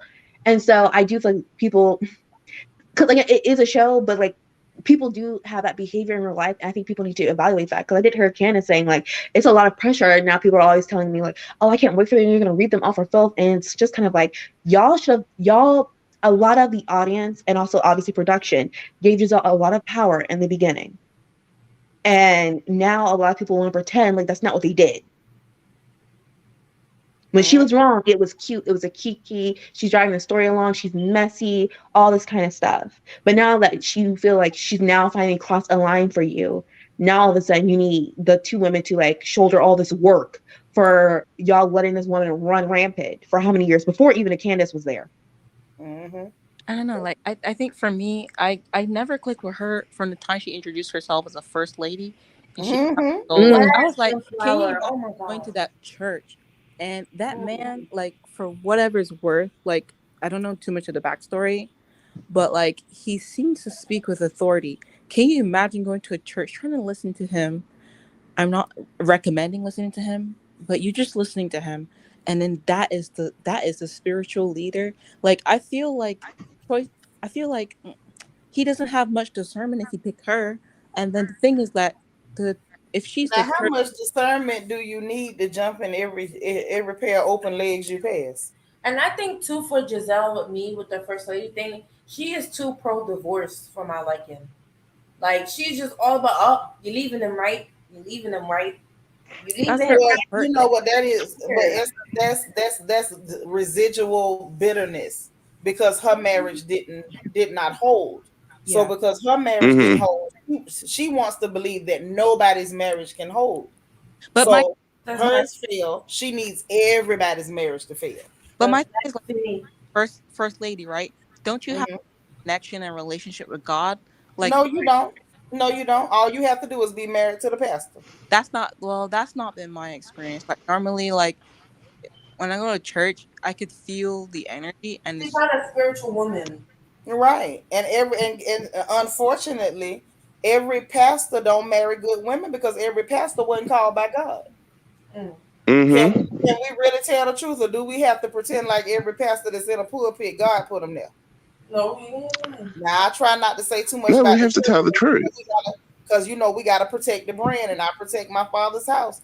But everybody that's running around saying that they Reverend Good Ding-a-ling ain't somebody that God put up there. Now, some of these people put themselves there, and so some of these women, some of these Vashtis, some of these Rahabs that they married are just that. Yeah, like Giselle just gives me icky, but then, like, I wonder if she's a little touched. Like, she doesn't seem all the way sound, all the way grown. There's something there is a little off. And now that I see the whole picture, like, I just don't expect too much. And since then, like, it's just a different show for me to watch. I don't expect her to be cognizant. I don't expect her to be well versed in anything that's not messed. And I don't expect her to be a strong. I feel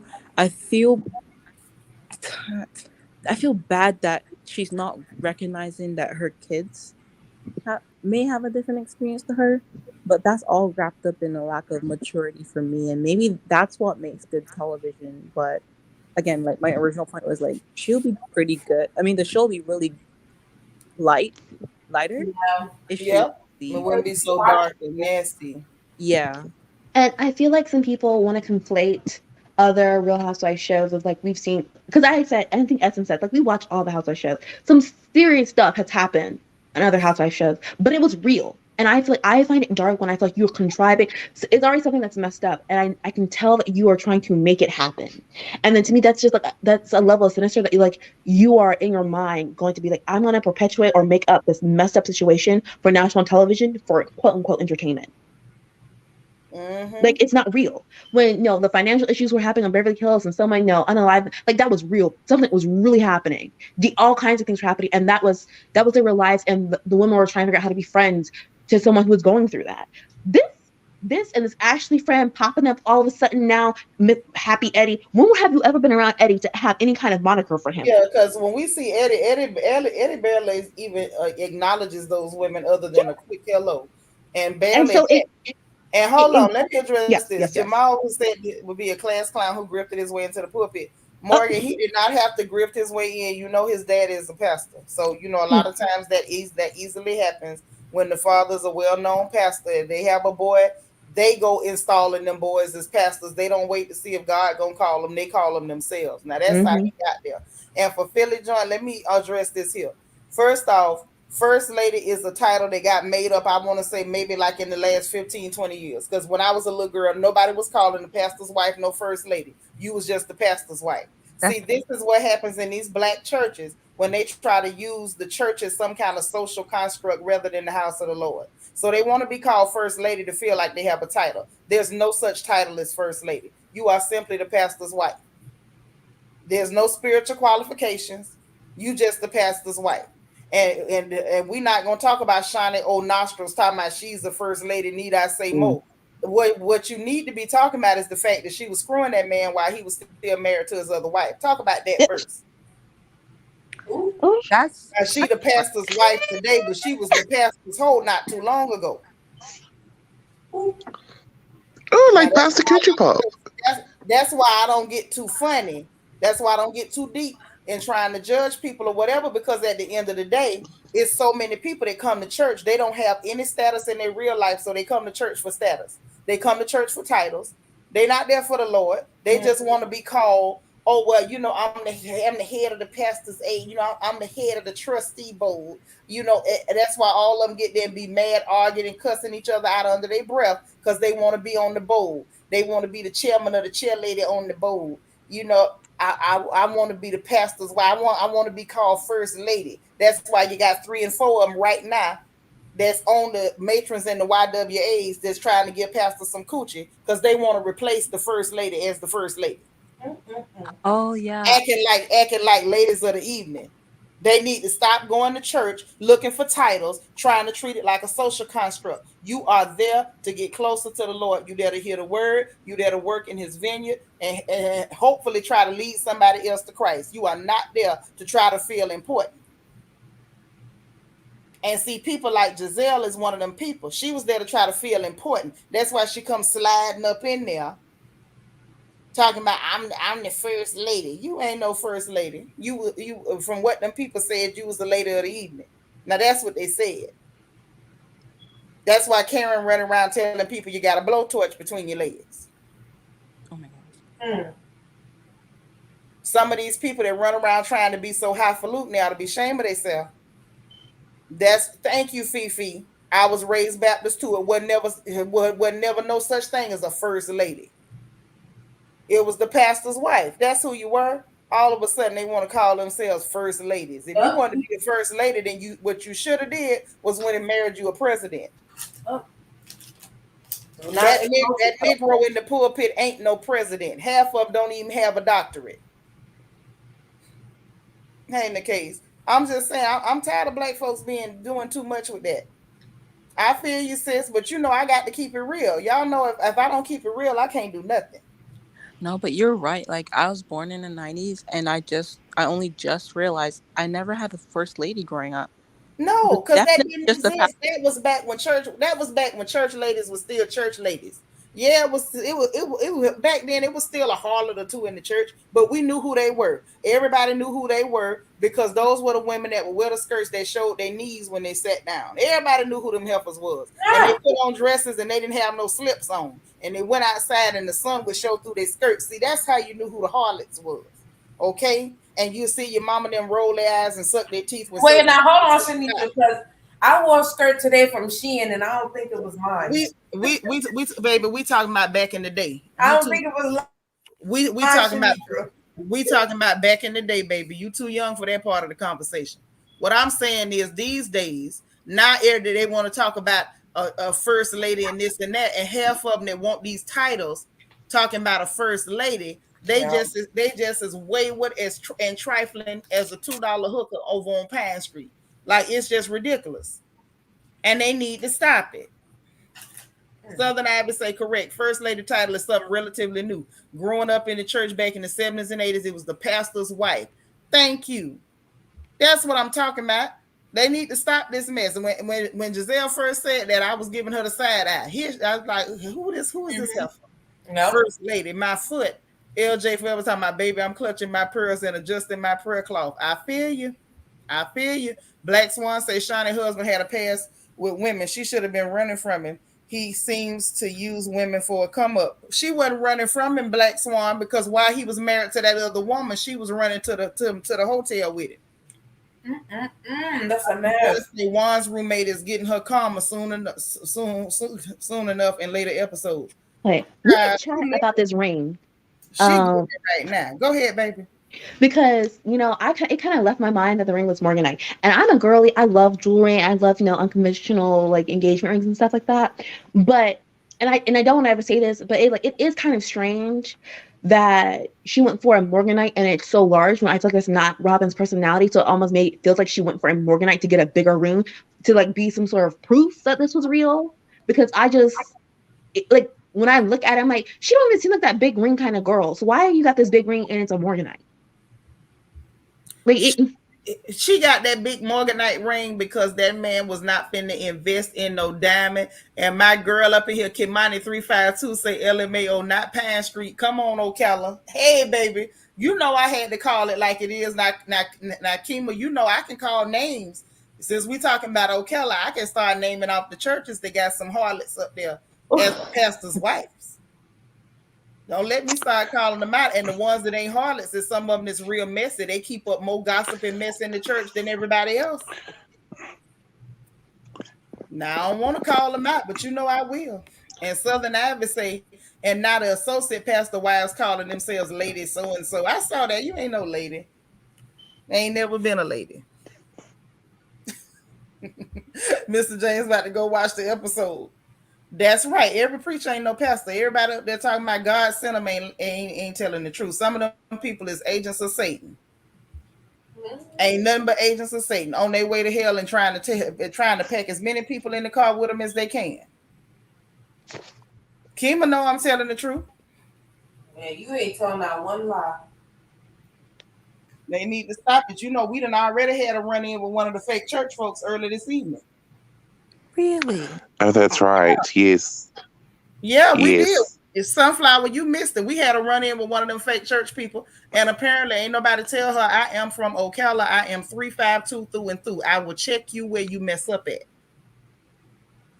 Hey, come right on up. Don't do that up in here. Don't do that. I ain't with it. Listen, I still miss the days of the real church ladies. I miss those days. Bring them broads back. The ones that almost didn't ever smile, but they always had a hard peppermint, a butterscotch in their purse. All of them had a extra napkin or extra Kleenex in their bag, and they didn't mind dragging you to your mama if they caught you talking in church. You remember them chicks used to stand in front of you and hold that Kleenex in front of your mouth to make you spit out that chewing gum? Remember them? Bring them ladies back. Them the ones I want. That's why society is getting worse and worse. There's not enough people to keep the moral code up like where it needs to be.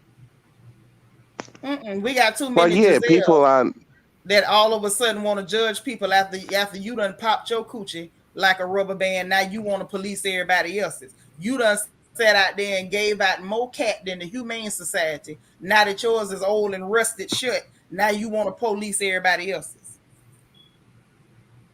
I didn't get that from Giselle. What I got was like someone told her that she was special.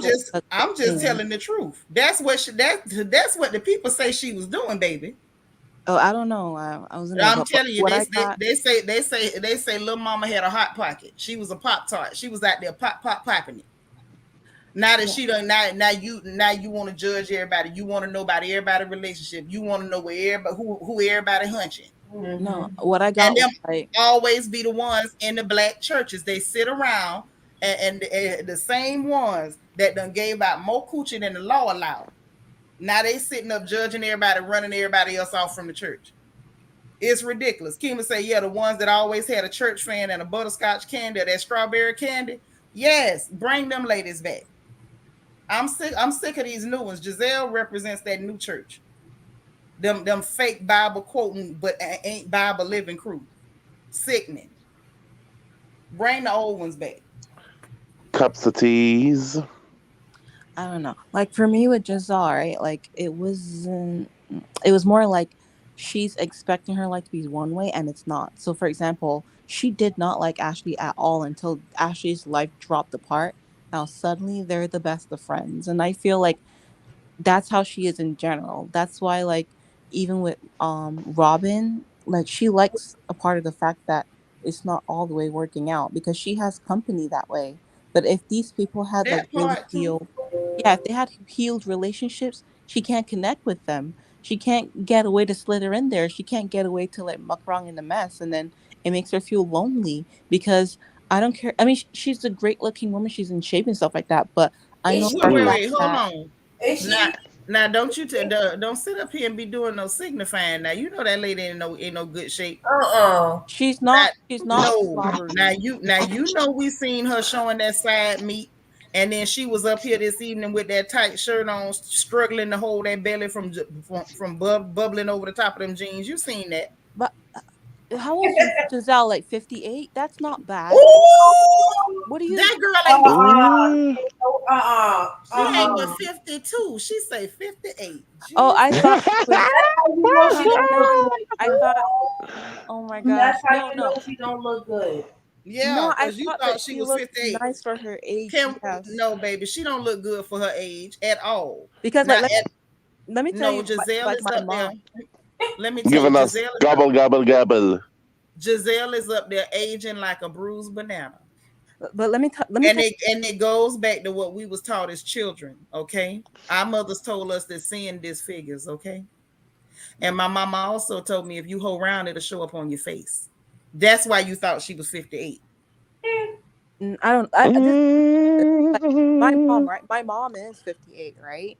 But my Mm-hmm. mom and I watched my mom's beautiful, but she was her prettiest.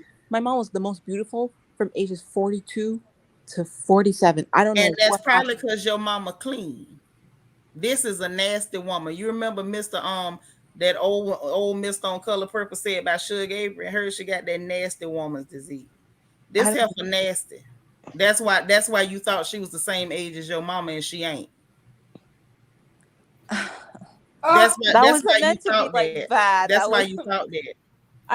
I wasn't trying to be shady. I really no, did. no, you. No, you wasn't trying to shade her. What you did was tell the truth.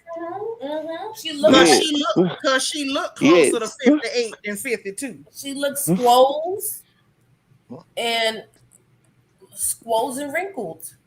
I'm trying to figure out how the hell you wrinkle up and swollen at the same time. Now I thought swelling supposed to fill in some of them dents. I don't know, but the for me it's just like I My feel eyes work. she Sunflower. Admit that she's squoles and wrinkled. uh, I don't know. Like No, she is. We are not lying on Giselle. She is squoles and wrinkled. Giselle is is not all good comparable. She's not completely enough. She looks like a Siamese cat. No. A swollen and shriveled Siamese cat. Auntie Eva say no, she 52. Karen is 59 and look better. Yeah, Karen is 7 years older than her and look like she could be her younger sister. Y'all, that was an accident. but that was a That dead wasn't no accident. You it spoke the was truth, is what you did. You told the because truth. I always thought like Yes. I always thought her and Karen were the same age. Yeah, And because they look like it, right? mm, Karen doing what she got to do. Look here, the truth. Listen, the truth will make you free. okay. But like See, at the end of the day, Giselle, she all right. You know what I'm but saying? God, But we're not gonna put 20 on 10 and say, oh, you in good shape. You're not. You took care of yourself, you didn't. I want to know where the hell her hair at and why she keep putting them terrible dust mops on, calling them wigs. I have so many questions. I just I think think she wore a ponytail this season, though. She had a ponytail this season. And that one wasn't her hair either. That it wasn't? No. And but my thing, but it still goes back to when she was out there doing her thing, she did it good and better. Now that you've gotten old and that bruised banana done came in on you. That bruised banana done moved in to stay. And now you can't really pop it like that because ain't too many people willing to help you rub no WD-40 on them hips to slide them legs open. Now you sitting up trying to stir up mess, accuse people of stuff, fabricate stories, and police other people's pocketbooks. Mind you, if somebody had a policed her pocketbook, she'd have got locked up from what they're saying about her. Maybe, but the thing exactly. is, right, like Giselle's kids are about to leave the home, and she's going to be in that barn alone. Oh, well, that's whose scary. fault is that? When she was a young woman, like, instead of sitting out there popping it, busting it open, she should have been trying to find herself a decent husband, or maybe go and get a 3 or 4 cats. Cats are lovely companions for lonely old women. That's not what I see. What I see is that what she does is mess up everybody's situationship so that she has company to hang out. But she can't mess up nobody's situationship. All she can do is sit around and gripe and police pocketbooks. Because if she's not constantly saying that somebody else's husband is somebody else's pocketbook, then she accusing you of taking your pocketbook to somebody else. Oh, Monique got to be giving her pocketbook to somebody. Karen got to be giving her pocketbook to somebody. Like, you not, she knows she ain't finna break up no marriages. She trying to be the pocketbook police. And let me tell you something, baby, that's not new. All the old hoes do it. Maybe you ain't been around enough old hoes. All the old hoes do it. Every one of them, they get saved or they go to church or they calm down a little bit. Then all of a sudden they holier than now, and they now they want to talk about what everybody doing, make up stuff about what everybody doing. Everybody got to be hoeing because that's what they used to do. They transfer their own bed. Your legs like a river. Not like a river. She might have flowing out. They get into Juan and them allegations at the reunion. Y'all so messy. Why y'all want that to happen to Juan? Let Juan live. Juan trying to be free. Exactly. Wait. Dr. J says she tried. Sherman ran. Sherman didn't want to sit there and keep oiling up them hips. Well, she probably was paying Sherman. No, she wasn't paying Sherman. Sherman had bread. Sherman didn't need no money from her. I think that's all the more reason he didn't want her. Mm-hmm. No, back then I was like, is she not seeing what we're not seeing? But if I'm thinking of her as someone who's just like relying only on skin and eyes, then now I see the whole picture. And she really does not see what we see. Mm-hmm. She's exactly. She's the baby. She, in my opinion, Giselle is giving that she believes her complexion and some recessive eye color is a cheat code. If I got this, I can go to the moon. And I think that's why she's so salty when she see these brown skinned girls winning. Because she feel like this is the life I'm supposed to have. Why do they have it and I don't? I used to think that was just for the show. No, that's her. Y'all see her opening her mouth, and the more she talks, the more she exposes herself. The more she talks, the more she exposes herself. Think about it for a minute. Why can't she stand the likes of Sharice, but Wendy and Candiace and Monique give her bloody hemorrhoids? Right. Because Sharice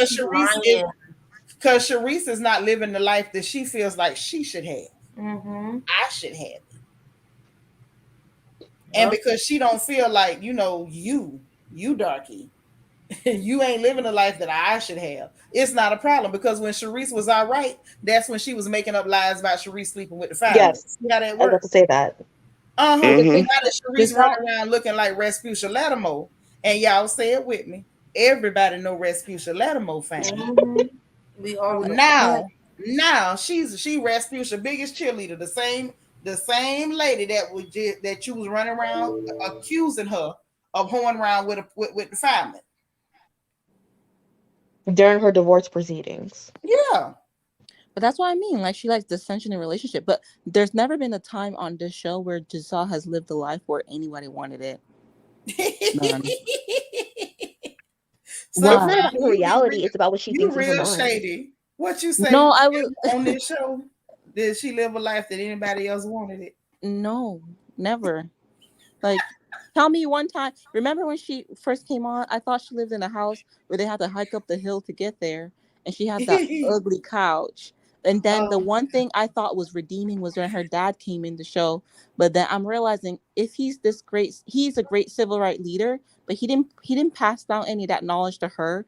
He has her as dingy as a bat, just running around the world being who she is. Now, And how leading you a gonna direct. blame Daddy for that? Now, Yes, I will Daddy blame might have Daddy for that tried. because if y'all gonna get on Portia, Portia doesn't carry on her legacy. Neither does Giselle. It's just like sad to watch. But you know it. But it's only important for Portia to carry the legacy because Portia's black. You know, with Giselle, because she has that complexion. Unfortunately, we have to admit there is a large part of our own community that give them passes and coddle them and baby them and make excuses and concessions for them. But with Portia, you know, you a black girl, so we gotta hold you not holding up to the legacy. You supposed to be marching around like Sojourner Truth all day, every day. But Yeah. nobody expects that from Giselle. And I don't blame her daddy. Her daddy might have tried to give it to her. Giselle might have been too dumb to retain the lessons. Because from the way daddy act like he's not too proud or impressed with Giselle. That's what I got from daddy.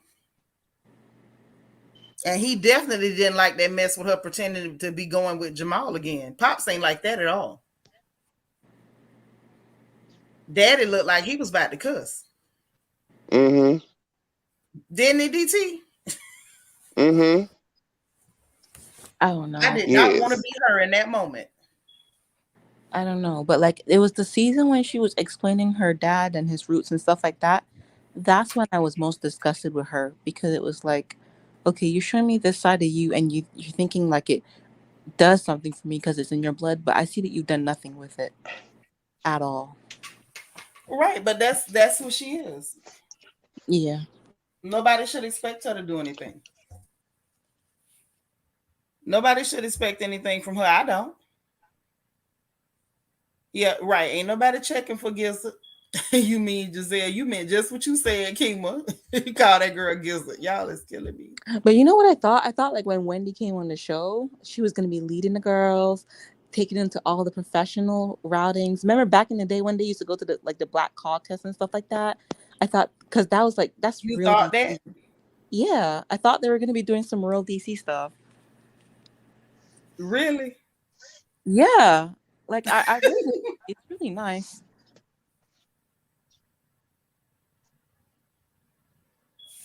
I never thought that. I don't know. I never thought that. Not that Wendy's not capable, because we know she is. I just felt like they were going to tell her she was being boring and it wasn't going to happen.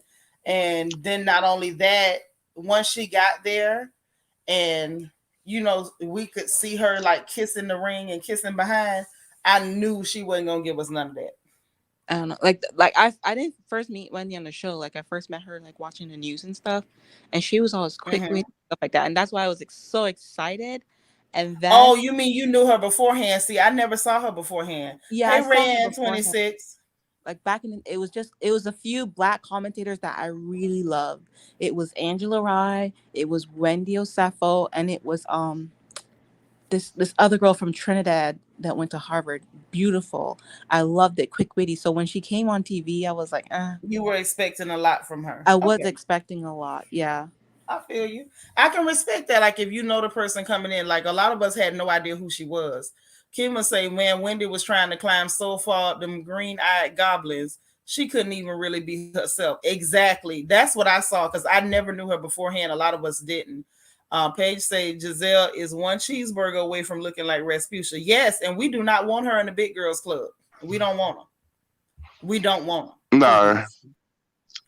Listen, as the secretary of the Big Girls Club, I think I speak for everybody when I say we don't want her.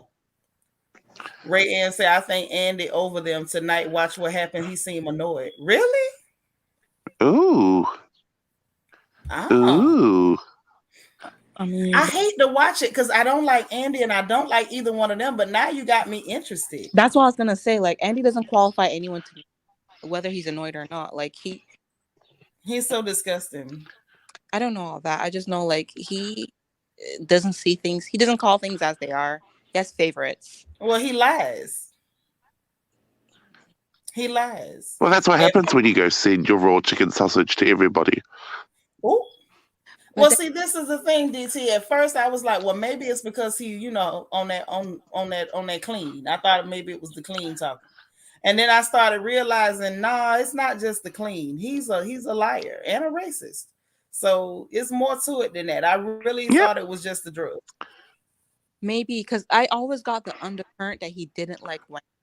Like whenever Wendy is like with him, he's slightly dismissive, which I didn't like at all. I mean, you can't be shocked when Andy does not like black women who do not fit a stereotype. No, he doesn't. That's the thing. There are certain racist tropes that old racist likes to see black women portray. Wendy does not fit any of those things. That's why he doesn't like her. That's why he didn't like Monique. He don't like people that don't fit those tropes. That's why he went out of his way to try to smutty up Atlanta. He does not like black women that are dignified, intelligent, well-spoken, articulate, like that stuff. But he seems to like Dr. Jackie on Medicine Wives. I mean, Jackie fits a trope, and Jackie's nasty. She's as nasty as road rash. Dr. Jackie? Dr. Jackie is a disgusting, pretentious tramp. What happened, Seanitra? What you mean? Wait, is this married to Medicare? Yeah, is this married to Medicare? Married to Medicare. Yeah. Maybe I don't know everything, but like she seemed to be just a She's a fake, haughty, uptight, phony heifer. Of course he likes her. You see what Nisa said? Nisa said Jackie's the worst. Oh my god. Like cheesy coochie candy. She's really disgusting. She's not even a cheesy coochie candy type person as you call her. Because even as disgusting as Jackie is, Candy Burris could not hold a candle to Dr. Jackie on any level. On any level, let's be very clear. Candy could never dream to be as accomplished as Jackie on her best day. If she paid somebody to go to school for her, she could never. So I'm not even going to put her on the same planet or universe as Dr. Jackie. Okay, because I'm never going to diminish her accomplishments, but that's a nasty, trifling, low-down, dirty, fake, pretentious, judgmental, no good, rotten, gutter butt of a woman. I don't like her. But I still will not diminish her accomplishments by associating her with Candy, because that's just too low. Wow. The woman's a whole doctor, after all. That is true. I don't know. Maybe I missed something, but I never. And thank you. Oh, I'm sorry. And Nisa got it right. And she wears her tap dancing shoes proudly. A whole tap dancing rodent with black circles around her eyes. Oh, I didn't get that. I just got she's composed and stuff. Really, that's what you call that? Mm-hmm. Like when everyone's yelling, she doesn't have enough time. Child, she's the kind that's not gonna do any yelling because she does all the button pushing and string pulling and pot stirring and mess spreading, and then she sits back and watch people do her dirty work. She has hyenas like hellishly to do the screaming for her. So demonly. Why on earth would she need to scream when she has a pet hyena? I don't like her. And the fact that she thinks she's fooling somebody with that fake composed. You're not composed. You're just pretentious. Hooker. Yeah, she's shown her slip a few times. That's right, Don D. We don't let us never diminish a black woman's accomplishments. You say, I'll call a doctor, but I don't like her. Oh, yeah. Simone just loud and fake and ignorant. That's all. Rayanne say Miss Trunchbull and Neck doing damage control. This the second time Giselle on Watch What Happens live this season, and they making it worse for themselves. Rayanne, I'm just meeting you, I think, and I love you. But why did you call Robert Dixon Miss Trunchbull? I'm telling you, I can't take this.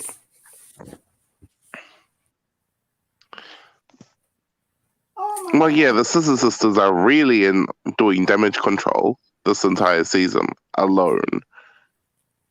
Oh yes, God. I don't know that they're like, my gut feeling is that this is big, and this is just based off of what Wendy apologizing and stuff like that. I feel like she does it for production and network, and the network silently promotes their nonsense. So I feel like they're just gonna let it blow over, and we're gonna see them back on the show again. Like all. But this is the problem. You can't let the public blow over. You know what I'm saying? You can let something happen on your show, but the public is not being quiet. That's the thing. You can produce a show, you can't produce the public. Right. So they're gonna and the village has spoken. That's why they keep going on Watch What Happens Lives and doing interviews. They're trying to find a way to spin it to make people be quiet, and it ain't working. It ain't working. I want to see what they do next. I mean, at this point, I'm tempted to see if they go do Disney on Ice, or maybe they'll go do Frozen or something. To get me to believe that they like they're not Andy's pets, Giselle will have to go. But my gut says that's never gonna happen. My thing is, I don't believe he'll get rid of her. I don't believe they'll get rid of her. I don't think Robyn is as safe as she would like to believe, because as bad as they want to hold on to Giselle, to Rings, to the Lord of the Rings, it's like they know they're gonna have to do something. Like if the people hold their guns and don't back down, and the noise keeps going and the ratings start dropping, to save their necks, I believe they'll offer Robyn up on the sacrificial altar. But that's why I think that Robyn gets to be, why she tries to friend everyone else, because she knows. Sorry, hold on, background. Mm-hmm. But yeah, like Robyn knows that. Oh my gosh, hang on. Girl, we can hear you. Go ahead. Oh yeah, there's a motorcycle here. Robyn knows that she is not as likable. She knows that since season 1, she's had the exact same story, that Juan's gonna marry her, etc., etc. The only thing she can do is trick people into watching her story again, because there's nothing to see here. It doesn't develop, it doesn't grow. It's always a lackey for Giselle. She tried this season, it didn't work out, and we're still not buying it. So she knows like her only savior is Giselle, but she also recognizes that Giselle alone can't save her. That's probably why behind the scenes she's nice to the rest of the girls, and that's probably the missing part that we don't see. So she's probably relying on those extra relationships to say, oh, she works really well with us, save her job, etc., etc. Yeah, but, and I'm sure that's worked wonderful up to now. Yes, and then that's why Mia now, from my perspective, Mia's the one who's definitely gone, because Mia's already violated. They've already intelligently stepped away from her from the chiropractic thing. Like that, no one showed up or anything like that for her tapings. So I feel like Mia's the one who's going to be gone. But if you want to show me that Giselle and Robyn aren't the favorites, I feel like one of them has to go all the way. I don't think Andy cares about y'all thinking they're favorites. That's not the issue. I think the issue that Andy is going to have to deal with is the fact of, if you don't do something, whether they're your favorites or not, the ratings for Potomac are going to go the way of RHOA. Yes, but remember what just happened in the about who they friends with on the show. It's not going to matter if they play nice behind the scenes with somebody. None of that is going to help them. That's the bottom line. Hear me out on this one. Between Robyn and Giselle, look what just happened in the news. Juan just got accused of a situation. But that's what I just got through saying. Like, at the end of the day, I just said it. I believe, if anything, if they have to make a move, I believe Robyn would be the one to end up on the sacrificial altar. But between the two of them, the better story in the news, what's going on with Juan in the news, I don't personally believe that has anything to do with Robyn. I don't, because it's not that much of a scandal, in my opinion. I feel like Black people make everything a scandal the minute they hear certain terms, and I think that's largely due to being trained by the media to have an emotional response to everything. But that's neither here nor there. No, that's not what I'm saying. Somebody's saying, I told him and he didn't report it. It's just really not that big of a scandal. That's not what I'm going to tell the truth. It's not that deep. Hear me out. What I'm saying is, when they come around and say, hey, what's going on in your life that's interesting next season, Robyn can mention, hey, our family's going through a lot. That is what I'm talking about. when they said I don't think that's enough to keep her there. I don't. And then you got to look at Juan would have to be willing to even allow that to go down. Juan barely shows up to even help her out with her fake storyline on this marriage. It ain't gonna work. The only thing that would save her, and I mean barely, would be to pull a Cynthia Bailey and say, I'm getting married and we set the wedding date and y'all come film it, even if it's But COVID. that's what she did last semester. No. Season. No. I'm talking about actually set a date and plan a wedding and allow Bravo to tape it. That's the only thing that could save her at this point. She would have to pull a Cynthia Bailey. My expectation from Robyn from last it ain't gonna happen, mind you. That she but was, that's what she would have to do. But then if you look at Giselle, like I don't see any other thing for her to pull out of the hat. Ain't nothing for Giselle, but Giselle doesn't have to pull anything out of the hat. Giselle is their flunky. They're never gonna touch Giselle. Like I know a lot. Thank you, DT. I know a lot of people sick of Giselle. I'm sick of Giselle. I'm sick of her lying. But I'm not gonna fool myself into thinking that Giselle is going anywhere. They're not gonna move that. They're not. It's not gonna happen. Like she would literally have to probably light somebody on fire to get moved. They're not touching. They're not gonna touch her. Yeah, maybe at all. It ain't gonna happen. Maybe not, but I do think it would be such an interesting show if she was just out of the picture. So it would be wonderful. Listen, I'm agreeing with you on that. Yeah, like you preaching to the choir. I think most of us would love to see Giselle gone, but in the real world, aside from Fantasyland, they're not getting rid of that lady. It don't matter how much we don't like her. They're gonna try to hold on to her, jump high, jump low. If they got to get rid of Robyn, Mia, and Mia's representative, and tell Rasputia girl, forget it. They'll do all of that before they'll let Giselle go. Mark my words, it's not gonna happen. Sure, but I'm just putting the idea. And it's not for any good reason either. Yeah, but no, that's also tied to, like hear me out. I'm not so tied to all of that. What I'm saying is, it would be so much fun to see like Wendy doing her thing with the commentator, like Candiace growing. Karen, I don't know about Karen so much, but like just have a different energy. And all I'm saying is I agree with you. It would be great. I'm agreeing that it would be great. And I'm just telling you it's never going to happen. That's all I'm saying. Yeah. Right, Snow White, they lean more on Giselle than Karen. They do. Because, she will play the game. She does do their dirty work. They're never going to touch that lady. Never going to touch her. That's why I was hoping that like someone like Wendy or Candiace, someone just comes and just lays her out, fillets her the way that she fillets them, and just no one's just willing to do it because she's the favorite. That's why I feel she has to go. Yeah, I mean it sounds good. I just hope it's not gonna happen. They're not gonna do it. They don't. That part of it, they ain't gonna do it. The best we can hope for is for them to get rid of Mrs. Trunchbull, as sis called her. Yeah. That's the best case scenario. We get rid of her. Best case scenario, we get rid of Lil Robert, right? Because Karen Hugo, and Giselle are going nowhere. Those two, it's not even an option to move either one of them. But you don't think that they learned from remember when Nene first came out, she was really good, and then they hung on for Nene when she was doing nothing for a lot of seasons? You don't think they learned their lessons from that and asked Giselle hey, you got to do something? They ain't learned no lesson from nothing, because at the end of the day, they still never got rid of Nene. They just didn't want to pay her, and sis refused to sign that contract, as she should, considering the fact, if we're gonna be honest, we can never compare Giselle to a Lanithia, because Lanithia built Bravo for them. She built Atlanta, and she gave Bravo a name.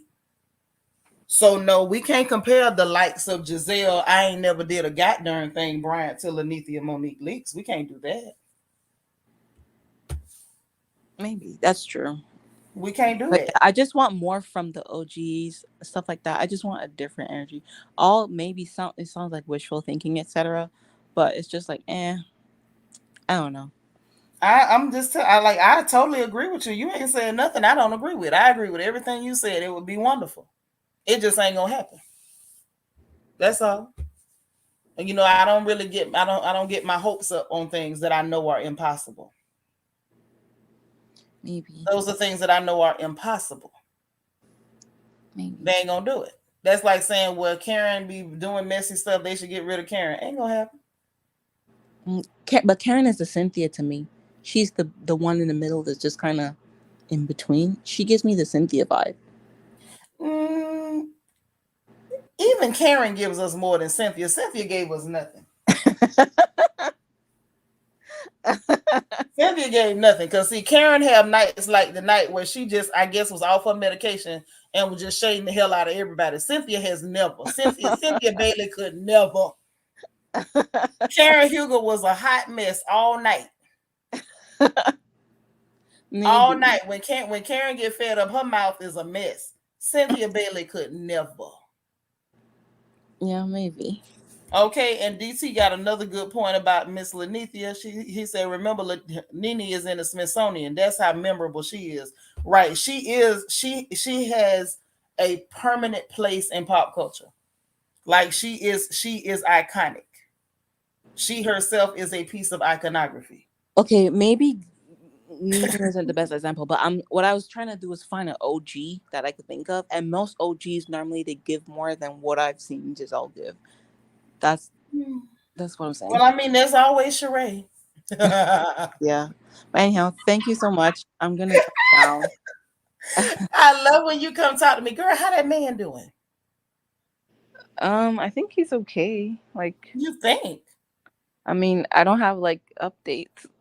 I didn't think this was gonna be a thing, Seanitra. Like, to me, this is old news. That ain't no old news. You still with him? Don't be acting like y'all been together 20 years and you bored already. Don't do that. I didn't say that, but I think like it's news to you because you just found out. But I've been with him for. You know I'm gonna mess with you. That's why I say how that man do it. Don't be telling me you don't know. Like you didn't talk to him today. I know you did.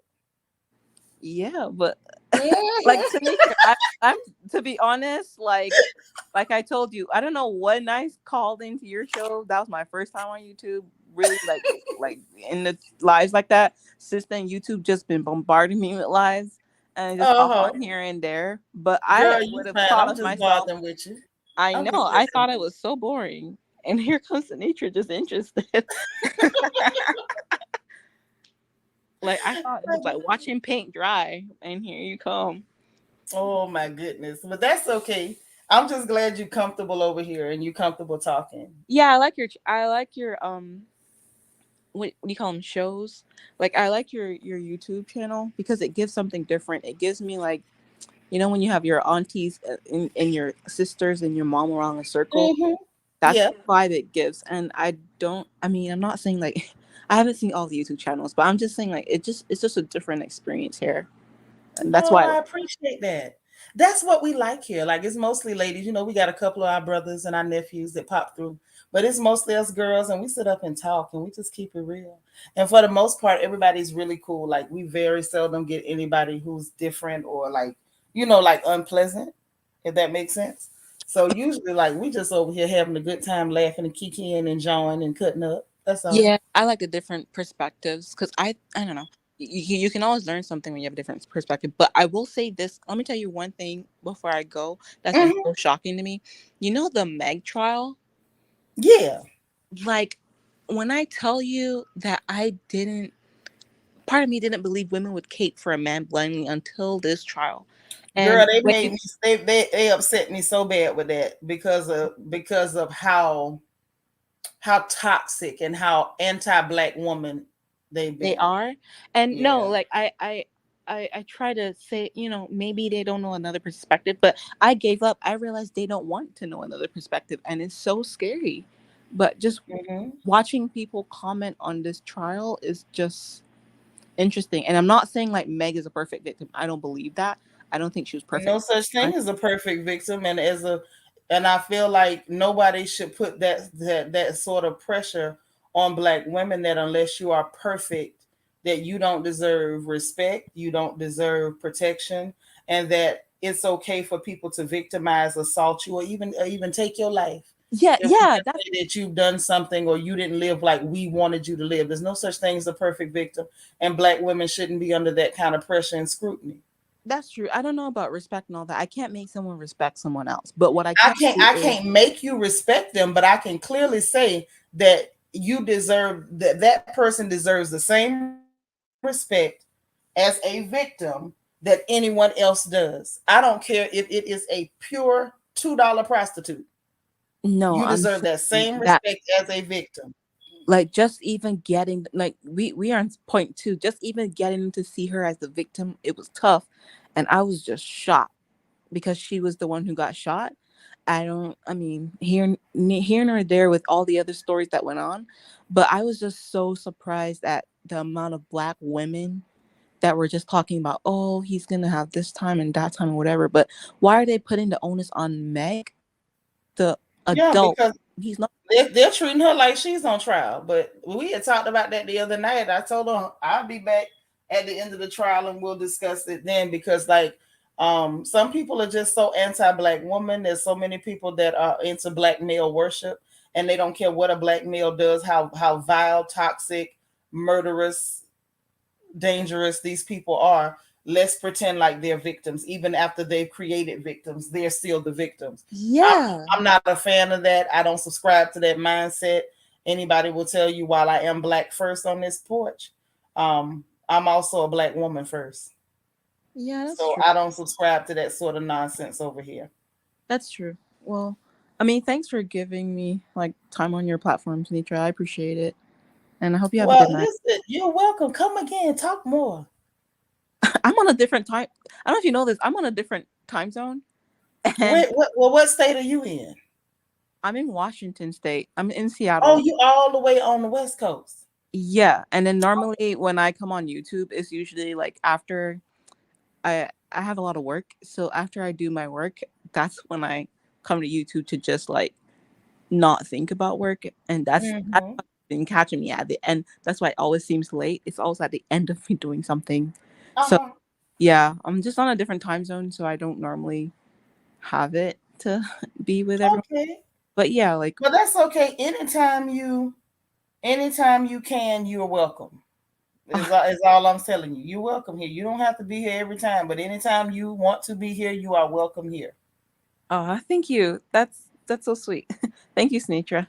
Thank you for being here. I appreciate you. You too. Bye. Bye, darling. All right. So listen, everybody else, y'all get y'all butts in bed. It's almost midnight here, which means on the East Coast, it's almost 1 a.m. Y'all better go to bed. Night. Okay. I'm going to get up out of here. I appreciate you guys. I love coming in here to talk about the show and getting everybody's perspective. Even though y'all being here cracking jokes and saying all kind of crazy stuff, I love it. I love every bit of it. I bet you I do. Thank y'all for hitting the like button. Those of you who did, I really appreciate you. Thank you for participating like that. That is one of the biggest things you can do to support, and it means a lot to me. Thank you so much.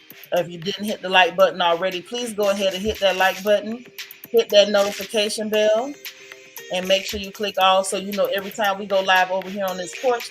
And also, hey, Monique King. And also, last but not least, please subscribe if you haven't had an opportunity to subscribe. And if you want to join channel membership, there is a join button under the video and a membership link in the description box beneath the video. So with that being said, y'all have a wonderful night. Sweet dreams. Everybody say your prayers.